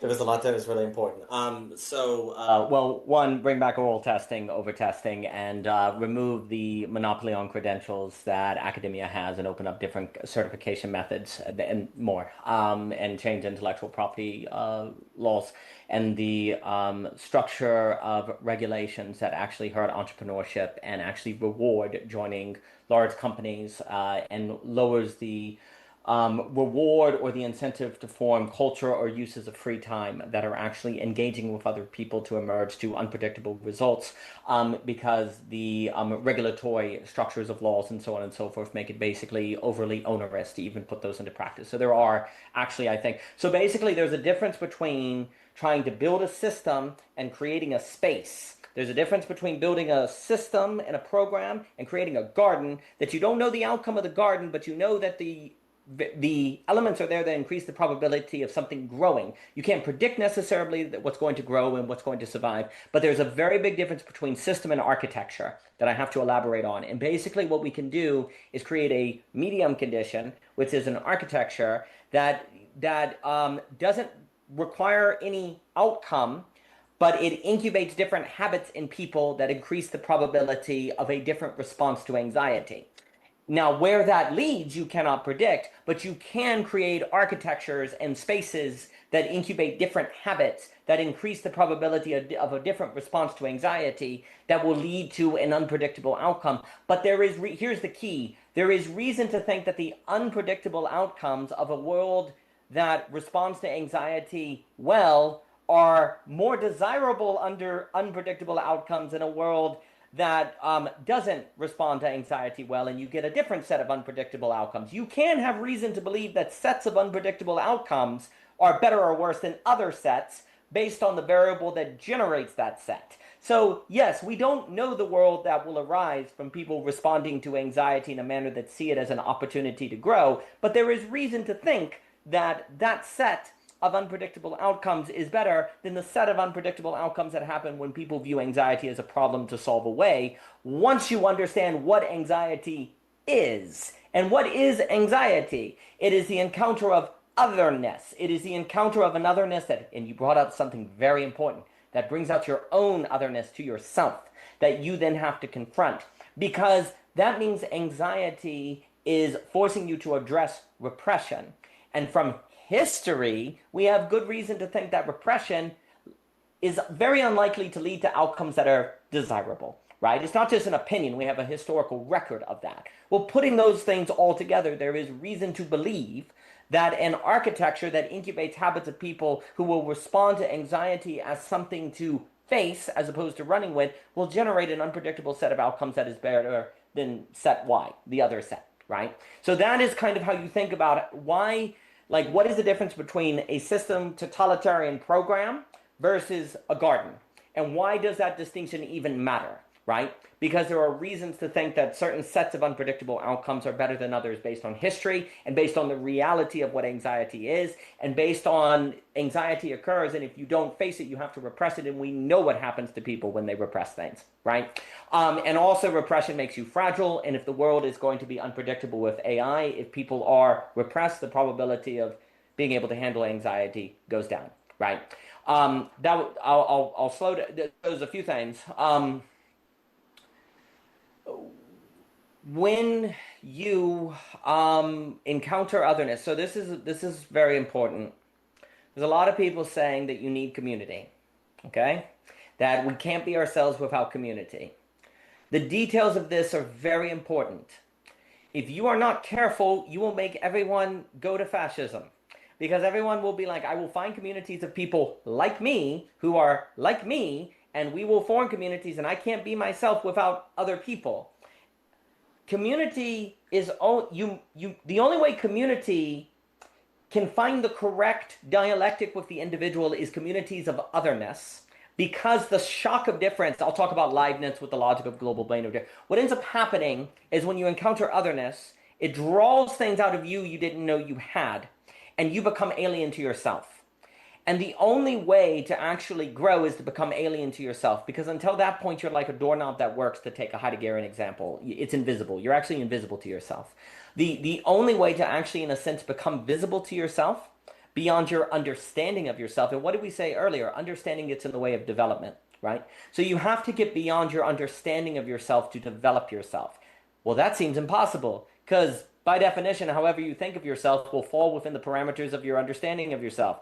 So how do you get around your own understanding of yourself to help you develop? By shocking yourself with yourself. How do you do that? It's only one way: in the presence of the other, who brings out something you didn't know was there. Now you have an experience of yourself, not a thought of yourself, an experience of yourself that you now have to come to terms with. And now think about. Now you have the material to think about. Until you have the encounter with other, you don't have the material from experience to think about, to know what you are. And then there's always the memory of, I thought I knew myself and it turned out I didn't. What if I'm doing that again and again and again and again? And so you ever need the encounter of otherness, right? It is extremely critical to emphasize the community we need to be ourselves is one of diversity, not a community of sameness. But here's the other problem. Too much diversity too quickly destroys us. Too much otherness too quickly overwhelms us. Too much anxiety too quickly we can't handle, right? So we have a developmental logic now. I like to associate it with Lovecraft, with the craft in parentheses between HP and Dante. It's a different subject, but we have to expose ourselves to otherness at a rate we can handle. Okay, how do you determine the rates you can handle if it can't fall within the parameters of understanding? It has to surprise you. Oh, so the rate that you can handle has to surprise you, and if you get it wrong, you're destroyed? That doesn't seem really good. That seems to be very problematic, right? That seems to be a contradiction. Well, yes, it's a major problem. But I am very certain that the earlier we start with people to develop the skills of being able to handle and approach otherness, the higher the probability it will be done at a rate they can handle. If you start this at 30 and you pick a random assortment of diversity or throw somebody into a college campus or somewhere, the likelihood of them being able to handle that diversity is low. But if you start it from, if you see this problem as the problem of global pluralism, as I'm alluding to it is, then you would say, we need to start on this ASAP. We need to be working on this as soon as possible, right? But you don't control where people live. You don't control what kind of people are in the area. So you don't have control over the conditions, right? So it can't be that. You can't say, well, let's just have people encounter diversity when they're 4, right? Well, how are you going to, you're going to make a program? You're going to make a system? You can't really do that, right? And people have tried that and it gets a backlash, right? So you can't do that. So what you have to do is instead say, okay, what are the capacities that allow people to be able to approach people as other? Oh, because here's the other trick. There's actually plenty of otherness in anyone you encounter. There is no, like, even people you think are like you are not, actually. You just need to draw that out and encounter it. I call that the shock of the surprise of difference. It's the shock, like, the way Leibniz describes it is 2 things that you think are the same are those that if you brought together, similar things are things, and I'll give it to you as specific. Similar things are things that you confuse as the other when they're apart, that when you bring together, you see they're different. That's what similar things are. Well, that means when you bring them together, you find out a shock. Oh, I thought they were the same, but actually they're only similar, right? So actually, there's always otherness even in people that are similar. So you don't need to say, oh, well, let's get a white collar, blue collar, this religion, that, then we'll know we'll have diversity. No, the material is there in any configuration of people if you can bring it out. Now, how do you bring it out? Well, this is conversation technology and stuff like that, but I'll pause. Aspasia, please. I was just going to say, this sounds like dinner table conversation, family. Yeah. Really all that's burgeoning within me. So please feel free to continue, Daniel, is just essentially what you're saying, but in different words. Just how clear it is to me right now that sort of relationships are these purposeful inviters of anxiety. I actually, like, when I say anxiety, I'm talking about the good range, right? Like they really are. If you're doing relationship right, there will be anxiety. Maybe not every interaction, but there'll be anxiety at times. And I think that we've gone too far down the level of safety and again, I want to be clear, I'm talking about anxiety in a particular range. I don't think it's okay for people to be dissociated and things. But there is a level of that I see in many clients of cutting off people in their life very quickly now. I mean, you see this when they're dating and all sorts of things. Just the minute there's some anxiety, cut off. That's not good for me. That's not safe. I need to find relationships where I always feel safe. And to them, that means no anxiety. Now, I think there's a difference there. It's actually, how does this person support you in the anxiety? Like, how do the two of you wrestle with the anxiety? What does that mean? Right. It's not just noticing anxiety in a relationship. And actually, if the thing that's causing a lot of the anxiety is also living within you, then you kind of just running away from yourself. Again, we go back to the mirroring aspect. But yes, that actually, this is the mechanism through which relationships really are the deepening kind of agent, if we call it that. The deepening of deepening might be the wrong word. Maybe it's the opening up. Because, and so starting to read that anxiety in relationship as being an opportunity. Again, we're going back to as being this opportunity. Something is happening here that is up against the limits of what I am consciously aware of, or, and how do I want to meet that? And how can I meet that with this other person? And how willing are they to do this with me? And that's the dancing component, I guess. And this all links to the surprise as well, right? This is the actually entering relationship with the hope and the willingness that there will be times when this brings up the surprise within us.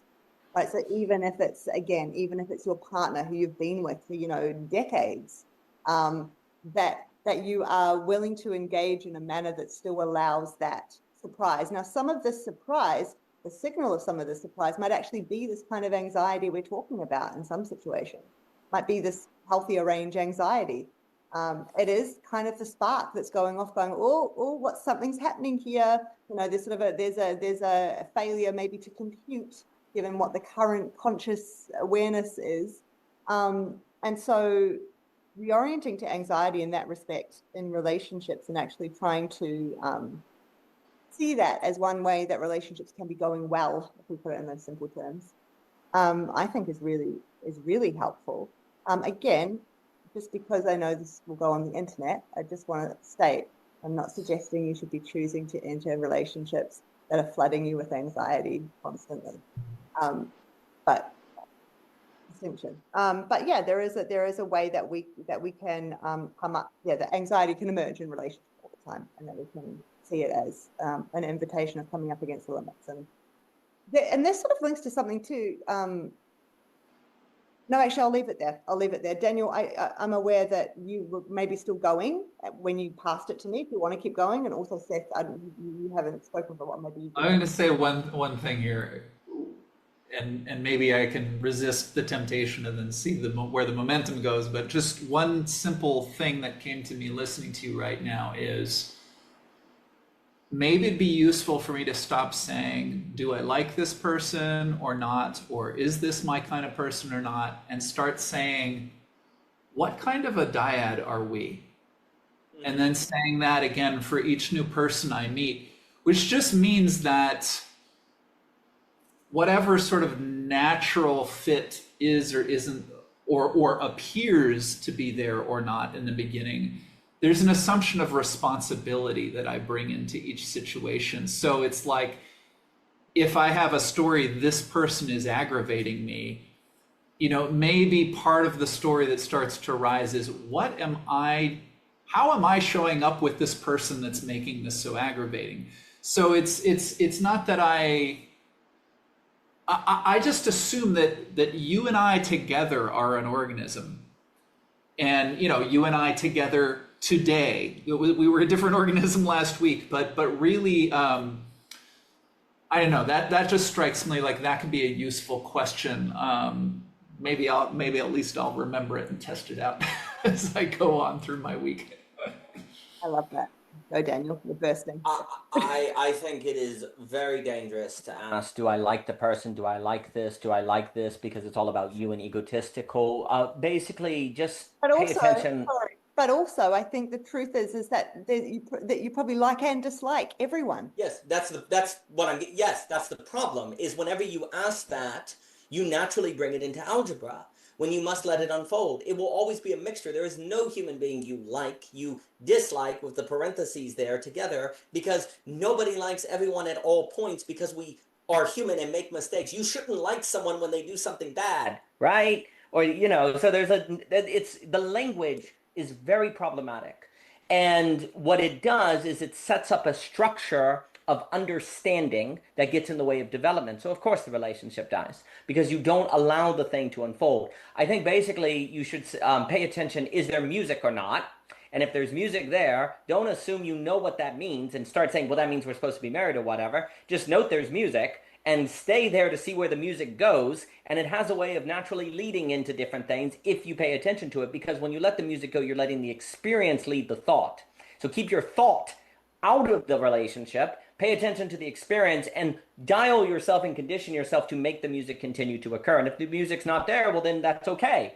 That doesn't mean they're a bad person. That means it wasn't there, right? And so paying attention to that, you know, Jockin and Javier, Michelle, they were mentioning Geopedia, paying attention to that flow, paying attention to the music. Is there music or not? And basically paying attention to is there music or not is a pretty good guide for about everything. Is there music when you read this? Is there music here or not? Is there a music for a relationship? And don't say what that means. Don't say there's music, therefore I'm supposed to do this forever. Therefore this is the best book ever written. Don't say anything. Just follow the music. Just listen to the music. Improv with the music, basically. We can keep dancing. It means we can keep dancing. The music Yeah, stuff. just stay with the music. And stay in that mode of improvisation.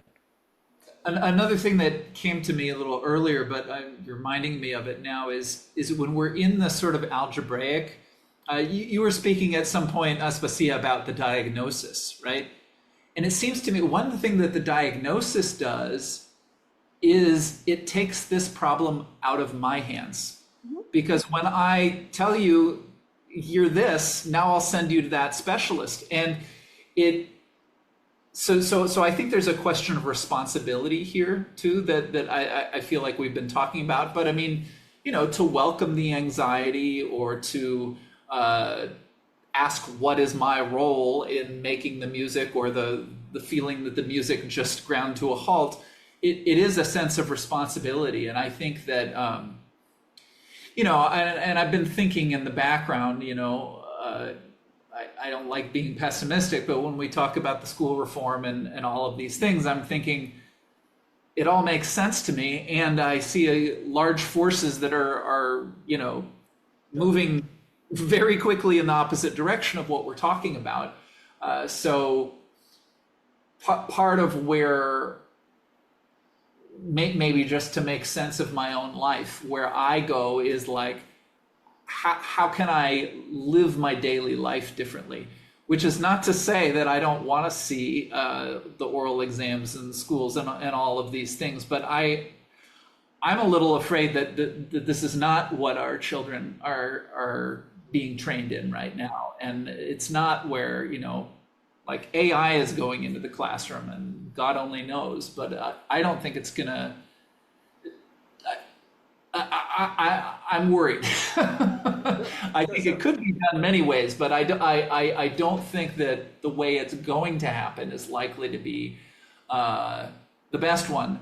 And so on another level, maybe it's a little darker, but this is the other way I see anxiety, is kind of like the dissonance is going to get louder, is my sense of things. And so on the one hand, I think it's just important to say, let's get past the idea that we're going to eliminate the anxiety, but also, like, honestly, I think it's going to get louder,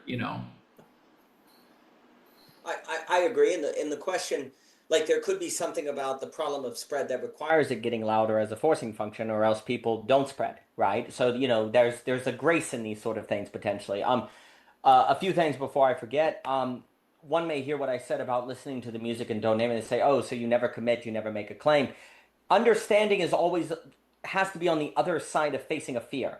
Usually in a relationship, you're afraid not to name it, and that's when you shouldn't. But eventually, as you go with the music, the day comes where you become afraid to name it.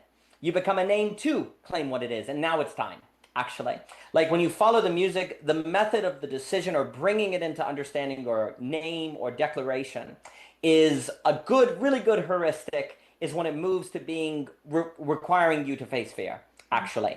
That tends to be a very good. So music and courage tend to be a important mechanism of, I think, dealing with these kind of things. It's how you have something open, but not afraid to close it. When you have to close it on the other side of fear, that tends to then be sublation. It brings it because you had to change to make the decision. So now you brought it to a higher dimensionality. So music, and then facing fear when you bring it into naming. And that tends to be a pretty good structure. And that gets tied, of course, to anxiety. Because then this whole idea of following the music, that in of itself, I don't understand it. There's a certain anxiety in that. The music, the notes of the music tend to follow facing anxiety, not running from anxiety. Like, you can't make music unless you face the anxiety. And then there becomes a point where the anxiety moves to actually understanding. It flips. And that's when you name. That's when you declare. A few other things. I think that idea that was said, I do think also there's something, perhaps there's like a historical notion here where perhaps one could say that for most of history until our moment, most of our anxiety was a result of not understanding nature. We had harvest, we had farm. There was this sense that the external world was very real and the gods were in control. And there was this, and in that world, You didn't need to have your relationships be the source of anxiety because the world made it. It was a task-based society. And in fact, getting with people who were like you in a tribe to just survive could actually be acceptable, right? The issue is now we seem to be in a historic period where a lot of conveniences and technology has dealt with the anxiety of the unknowns of nature. But the problem is that makes anxiety optional because now you can find it in people, but it's not going to be forced upon you so readily by the facticity of nature or the world. Now, this is a very general picture, and there's, of course, caveats to all of this. But the point is, the problem now is we have to choose how we respond to anxiety. And basically, we're saying you have to choose it in relationship, which kind of historically is a transformation of how relationships were usually used. Perhaps it could be argued that for most of history, relationships were used to create groups to handle big problems, to handle big things. And now we're saying, well, actually, now it's a historical moment where the relationship has to be the source of the anxiety. Unless you want to bring back the big things like world wars and different things, and that's exactly what we're actually doing right now. If you don't choose to make relationships the source of anxiety, then something's going to be the source of it. And it's going to be a return of the, as I've heard said, the strong gods, which is not good. But I really like the phrase, that's clear. relationships are purposeful invitations of anxiety. Yes. Yes.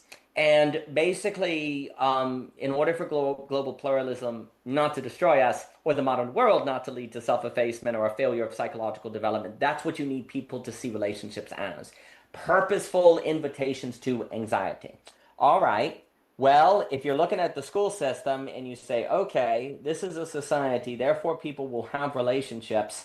And if relationships are to be purposeful invitations of anxiety, what are we doing with our kids? What are we doing in the education system to make them equipped for those purposeful invitations of anxiety, right?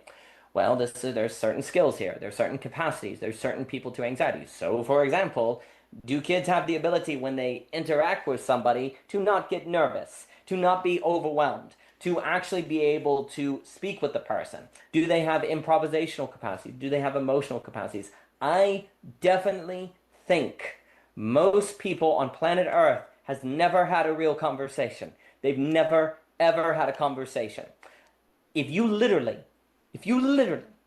gave people the knowledge of what a conversation was when they were young and they knew what that was, that one little thing, and you're not telling them what to do. You're not telling them what religion, what work, what everything. You're just exposing them to conversation and saying, you can do it too. And this is what it looks like. That one little thing would insanely go a long way to actually increasing the probability of people being able to handle relationships as invitations to anxiety. Because if I know how to talk, then when I feel the anxiety, I don't just bottle up, I'm able to walk through it, talk through it, adjust in the discussion, and actually go, oh, anxiety is something I can handle. When you learn how to have conversation, you actually divulge to yourself that anxiety is something I can handle. I'm actually able to handle this. We're actually able to walk through it. Oh, so I don't have to be afraid of it. I don't have to avoid it because I actually can handle it, right?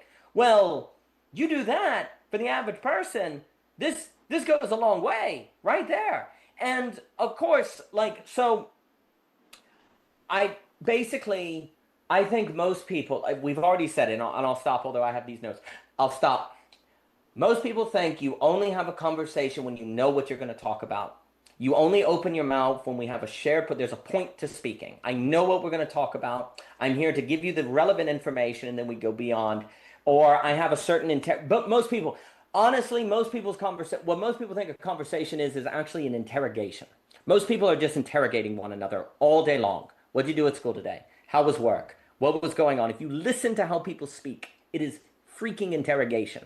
Our society is filled to the brim with interrogation to get the relevant information, to get what is important and nothing else. This is not conversation, it's interrogation.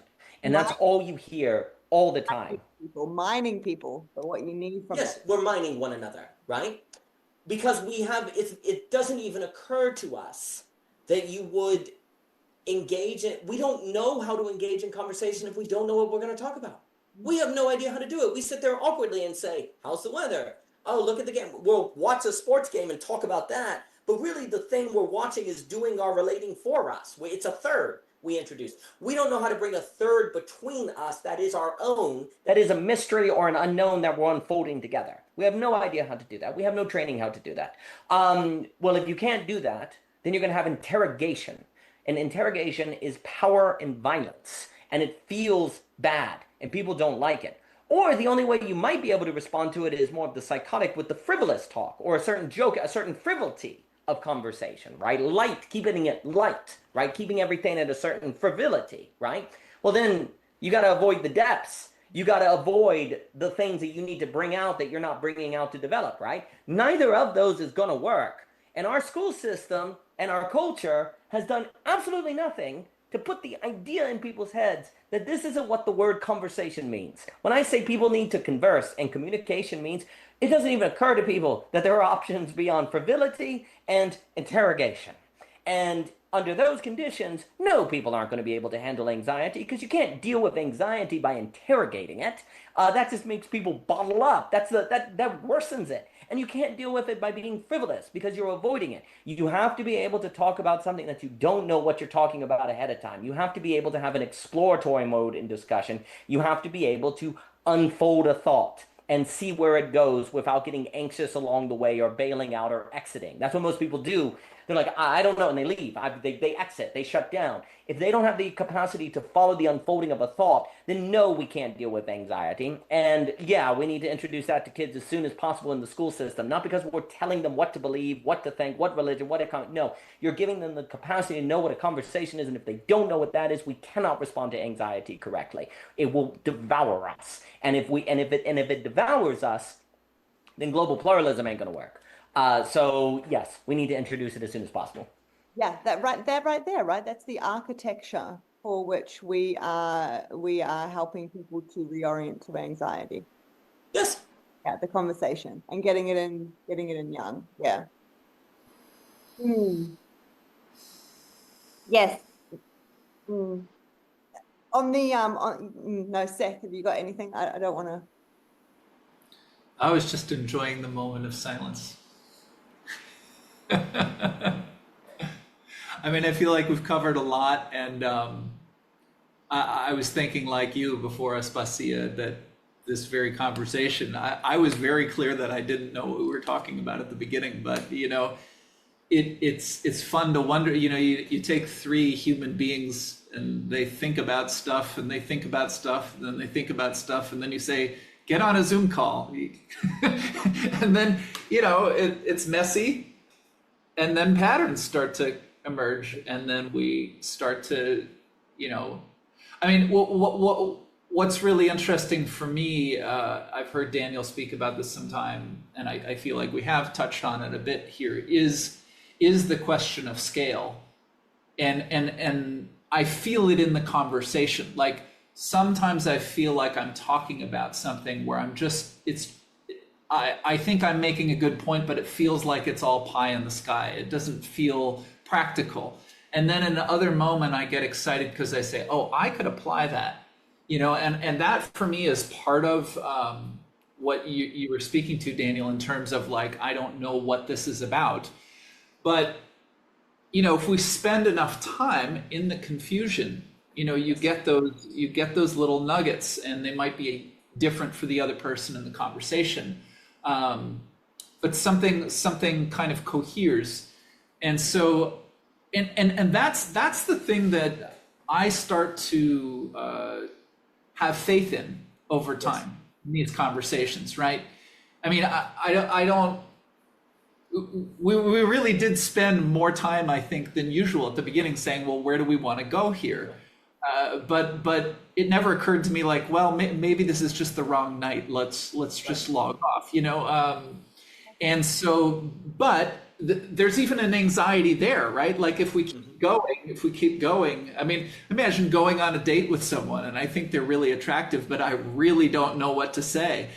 But maybe if we could just keep sitting there not knowing what to say, what to say, that actually reveals something like we're willing to sit here not knowing what to say. You know, maybe there's something else, you know, below the surface that's drawing us in. And then if you I mean, if you hang out with those very, very vague outlines of things, that's when they start to look more like forms. And so, yeah, I mean, I don't know what I'm saying now. This is what's coming out. But So that's part of the. No, I'm so sorry, but that's the faithful. Presence. Like you come, you commit, you're in the faithful presence. Because if the thing that arises, you knew it was going to rise, then it would just be egotism, it would be understanding.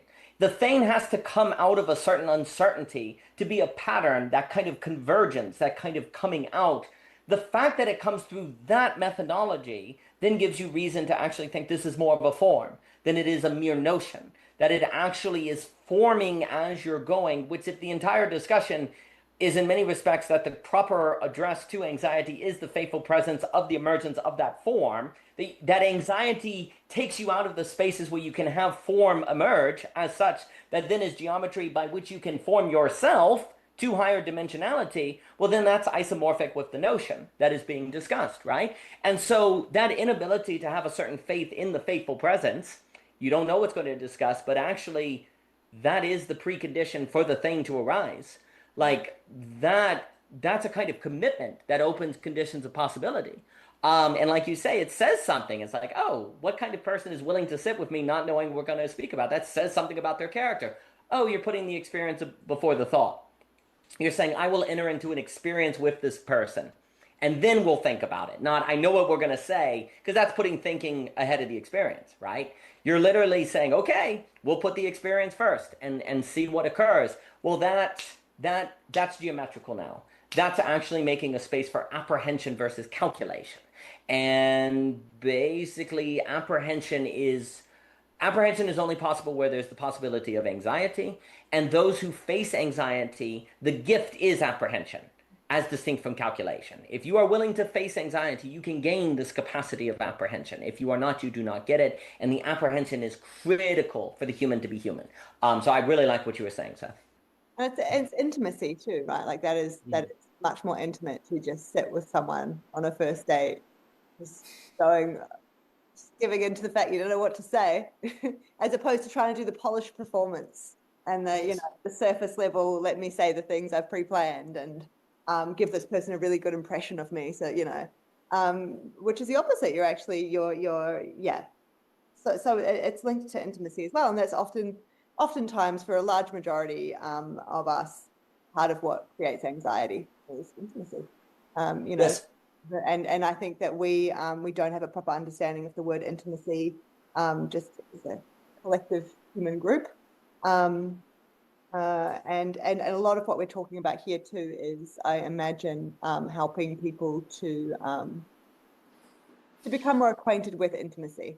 And so that intimacy, because for many people, I think that is the very thing that leads to overwhelming, flooded anxiety. And so again, I don't want to mean that we can get people to a place where they'll never feel any anxiety the more intimate that they become with people. But I think, again, if we can start to make some of these shifts in the schooling, as an example, get in early, then that will also have huge flow-on effects for intimacy and relationship as well moving forward. People's ability to be with it, to be more emotionally intimate. I think we're just talking about all the same things. Just want to throw that word in. Because it takes great courage and great intimacy to just sit in silence with someone, or to even just some of the things that just to even name. I just went blank. Like not try to pretend it didn't happen and skate over it. Yeah. I think intimacy is extremely tied to it, and also the faithful presence. Like, yeah, we're just going to get together and see what happens. Like that is a certain trust in possibility that is a testament to intimacy. And it speaks to a certain sort of magic. It speaks to a certain sort of like, oh, we get together and things just occur. But you see, that is on the other side of the willingness to sit in silence. Like, you don't get the people are dating now looking for that magic on the first date, right? If you find it is probably performative, right? It has to be on the other side of the anxiety. It has to be on the other side of the imperfection, because then it's anti-fragile. If you get that magic on this side of the anxiety, you don't know. It's a Schrodinger's cat. You don't know if it's fragile or anti-fragile, right? You want to make sure it's on the other side of it, right? Well, But once you get that magic, what ends up happening is you start becoming nervous of the test. So you start avoiding it. Let's not talk about religion and politics. Let's keep it in dating, right? Like there's a real danger in tasting, dare I say, magic on this side of anxiety versus the other side. Because once you taste it, you're then not going to want to lose it. But then you're not going to, but not losing it on this side of anxiety means not developing. And that's setting you up for a real heartbreak when inevitably the real breaks in, as Lacan, when inevitably the day comes where turns out you can't avoid anxiety forever. Better to go on and accept you're not going to avoid it, and then to make the school system accept it's not going to avoid it and have people learning for it, right? We basically have a society that is still believing it is possible to avoid anxiety. We have dating cultures that believe it is possible to, and is actually, those are the skills we're developing, avoiding anxiety. And it's a repression, it's a denial that is setting people up for failure. I mean, the thought that was coming to mind, and then I'll stop, is that it's very interesting to me. I'm of the opinion that basically if you don't learn to converse, and I think conversing as I'm describing is strongly tied to intimacy, you eventually face that. And I think it occurs as you get older. Because as you get older, and maybe you retire or different things, you're going to find out if you learn to converse or not, right? When you get married and you're alone in the world, you're going to find out if you learn to converse or not. You are only going, like, you eventually come to this realization that you learned how to converse and commune with another person or not, right? And that will come out not just in marital, but friendships. And as you get more time, maybe as you get older and you retire, the revelation is coming that you will learn this or not. And there's a sense in which AI has a certain grace because it's going to force people to ask if they learn this or not before retirement. And it might actually save them from that day when they're too old and they've used all the time in a manner that did not help them gain those capacities, right? Like, you are going to be alone in a room with another human being. You are going to be in conversations with people. You will find out if you learn to converse and create intimacy or magic or not. You will find out, right? It's coming. And so if you accept that and you say, that's inevitable, so I'm going to actually face anxiety now because the ability to learn that conversation and to actually gain those capacities is in the facing of that anxiety, well, then you're not in denial. You're just accepting what is going to occur. And you will be very glad you did.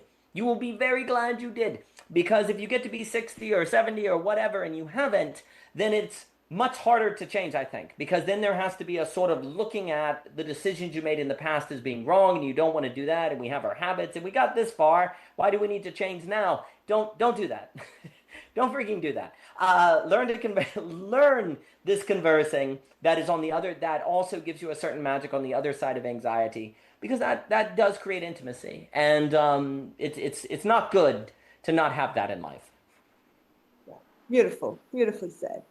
I'm aware of time and wrapping up. I know it's been like you guys. I also do have to do something. But I don't think you anxious that awareness of time. Careful. Oh. Yeah, this is really good. Really like this one. Yeah, me too. Yeah, I will say too. This is probably the first conversation I've had of this kind, where I haven't felt my usual kind of periods of flooding of anxiety at all. And so, I think that's relevant too. I mean, there's been, and it does link to, partly what we're talking about today. There has been a lot happening in my life over the last few weeks that I have been quite flooded with anxiety. And it is in the interrogation of that more deeply that I finally do. That I stumbled across a whole new pattern of things that helped me to understand what was happening to me. Again, just like layers, like you just never, you just I continually surprise myself about myself. And it's only through, exactly like we've been talking about, it's only through being in relationship with people that that can occur, that I can come up against all of that happening, and then I can figure out what's going on here. And then also through having such wonderful relationships where I can actually, even within the relationship, explore it further. Yep. And in doing all of that, it is significant. This is the magic of it. It has just significantly, automatically, without me doing anything, significantly reduced the levels of anxiety that I am feeling, Yes. even here, right? Yes. There is nothing scary about either of you. You know, I love you both very much, and yet, you know, I would come onto these calls and. Sure. Especially if I press the record button, straight away, here we go. And like, it would go in waves, you know, and I'd be getting ready to talk and, oh, here it comes again. And it's just, you know, and, you know, you can learn to be with it differently, sure. But it's quite extraordinary how there is the unearthing of more about what that tells you about what's going on for you, and being able to link that to an earlier injury in life, if you call it that. And make sense of it through the prism of earlier relationships that can transform what manner in which my body now metabolizes seeing the two of you on the screen as being as a lesser anxiety provoking stimulus in and of itself. And it's the invitation to intimacy, it's the invitation to discuss, knowing that, you know, it's going to go online and all of these things. Created all sorts of anxiety that I knew and understood as anxiety, and I could have theories and hypotheses about what that might be pointing to, but they were theories and hypotheses. And then, you know, the manner in which I was finally able to, and it did come through just emotional experience, and just finally I was waiting, it was bubbling away, and I was waiting, and then finally when it was ready to emerge, I just tried to let it and just see it, everything, and just let it, and just through emotionally experiencing on the other side, it was really quite obvious to me what it was all about.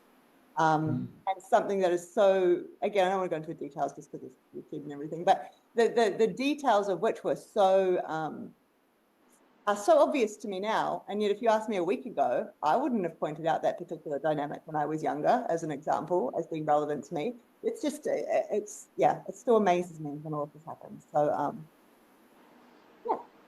it's just been, I just thought I would share that on the tail end, but it's, I so love meeting with both of you and speaking with both of you, and today's been quite a treat to not be flooded at any point with anxiety. It's been lovely. Lovely. You know, when you were speaking right now, I was just imagining, because you and I have talked about this, and all three of us, you know, at a certain point had never done one of these and put it out on the internet. But I was just sort of imagining if people listen to these, and if there's someone who's never been in one of these conversations, never recorded it, never put it on the internet. I mean, people do that for all kinds of reasons and content creation, blah, blah, blah. But I think this is kind of an important practice. It's not like, you know, I don't expect 20,000 people to see this, but I also know that some people will see it, you know, and so there's a certain exposure here. There's also a containment, because I don't see any of those people on this Zoom call. I just see, you know, these two people that I'm familiar with. But I felt it in this conversation, you know, just that, oh, okay, this is not like the conversations I've been having throughout the day or throughout the week. I have to get into a different mode to do this with the two of you. So, you know, people have different situations in their daily lives, but the internet is actually a place where you can, I think, jump into this, you know. Look under the caption of this video. Like probably you've got 3 people here who would talk to you if you're curious about any of what we've said. But it just is touching to me to hear you say that. But I kind of thought, well, let's not just think of, you know, Aspasia as being vulnerable for a moment. I think this too is a process of people getting together on Zoom, you know, recording it, putting it out there, which is really important. And I think actually is one form of inviting, you know, maybe not too much anxiety, but some, you know, enough for me to dance with it. And that's really valuable. Yes, and that's actually what, you know, I don't know that it was necessarily conscious, but I look back on it and I'm very thankful for it, is that, you know, despite, you know, these conversations still making me very anxious when I'm in them, that doesn't, I return to them time and time again. It never cut off my desire to want to continue to do them. And that's the authentic resonance bit, I think. Like, you know, there was just it never crossed my mind. Desire to continue going despite anxiety. Yeah, like I didn't see it there. Yes, because they're 2 different things, right? That's the whole, but there's a whole different signal that lets me know this is important, I want to do this. And it has nothing to do with the fact that sometimes I'm getting flooded with anxiety in these conversations. That's very uncomfortable. I also have this whole meta thing of being annoyed by that, and why can't I figure that out and reduce that a little, which increases the anxiety, as in I'm self-attacking. There's a whole thing, but but there are, I think that signal, for whatever reason, is still alive and strong for me, at least as it pertains to these conversations. And it's been a remarkable part of opening up for me to be part of these conversations and to meet the two of you, and to be doing all of this, because I wasn't doing this like 2 years ago at all. So, I agree with you, Seth. Maybe that is a good place for like a next conversation or something, really trying to distinguish. It's some separate thing. And I think that's kind of what I'm getting at around authentic resonance, is that like that's some separate signal that lets me know to continue to engage in the dance. I still want to continue to engage in the dance, even though I can notice all these complex mixed feelings about doing it and towards all the different people and, and all of that. And it takes a substantial chunk of time, and you're right, it's rare for me. I don't spend 2.5 hours sitting down and talking really much at all, just in the current pace of my day-to-day life. So, it's a pleasure and it's a gift. It is a pleasure and it is a gift, and it's anxiety provoking. Yeah, what's that, Aspasia? And it's anxiety provoking. Yes. Well, there's a very real sense in which you would not need authentic resonance if there wasn't anxiety. Like, anxiety is why authentic resonance is relevant, and it is the signal through the anxiety. Yes. And as we become a society that is more, quote unquote, anxious because of the loss of givens, it becomes more pressing, right? This authentic resonance.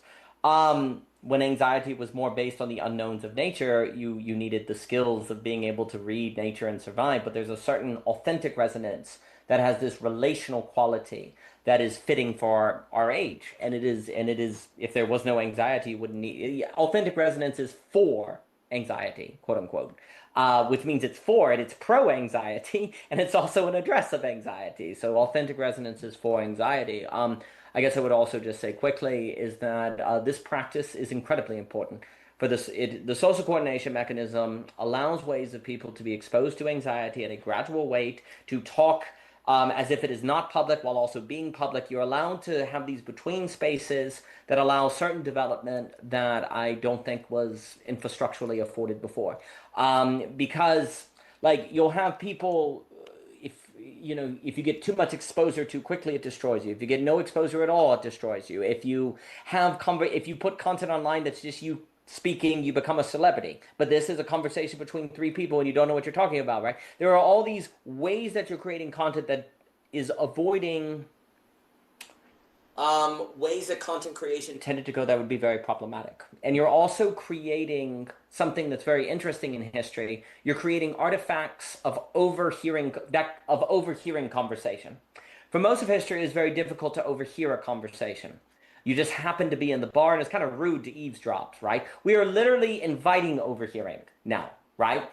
I would argue that overheard conversation is one of the most useful ways subjectivity can form and a person can form, because it allows them to be in a conversation without feeling the pressure of responding, to hear and to learn things they otherwise may not. We are like, what you're creating is kind of content that allows overhearing conversation. And this has not been really possible for most of history. But I would argue that many of the best forms of education created opportunities for the elites or the rich or whatever to overhear conversations. If you were in higher echelons of society, you could overhear conversation, and overhearing conversation was actually a critical dimension of education. Now it's democratized per se. It's available to everyone. This is a huge deal. Education, not as lecture, but overheard conversation. I think overheard conversation is more powerful than lecture because it is not so pointed. It is more, you're actually training apprehension because things are flowing over you and it's training apprehension, not memorization. So the overheard conversation that is now being put on online is a big deal, huge deal. The last thing I'll say is, on this idea of surprise, when you come into these discussions and you don't know where it's going to go, one of the reasons for me it's important to commit to doing these discussions is because I have no reason to believe that there isn't just more to surprise me. like that of myself and my own thought. Every time you've been doing it for years, it's like, oh, that's a new, wow, I've never thought that before. I've never had that sort of thing. It just seemed you experience yourself as an infinite source of things. Dang it. Like you experience yourself as this kind of apathetic endlessness. And you're like, but only in these situations, like you have to put yourself in these conversations. Like it is only in these conditions that you have this experience. And you commit to that. You commit to that. And you say, yeah, I will continue to put myself in those places because there's this thing. And like the problem of scale, Seth mentioned the problem of scale. And the problem of scale basically seems insurmountable, right? It seems completely insurmountable. Well, we keep having these experiences of stuff coming out of us. The only insurmountable problems by definition must be problems that can only be addressed by this stuff coming out of people, like this infinite emergence of ideas, right? The insurmountable problems are probably there is reason to think the insurmountable problems are the problems that could only be answered by networks of people that tap into this apathetic flow in them that until this moment of history could not be coordinated. And now it can be coordinated. So what if what are insurmountable problems were just insurmountable relative to periods of history that didn't have the infrastructure to coordinate these apathetic overflows that people are capable of if you bring them in relation and they're open to one another? So maybe the insurmountable are just ones that need time of apprehension to get a nugget here, oh, this idea, and over here, and it apprehending, right? There's no reason to assume that's not the case. Just because these problems have historically been insurmountable, and maybe ultimately they are insurmountable, but if you say they are insurmountable, then you're making an assumption. That's a presupposition.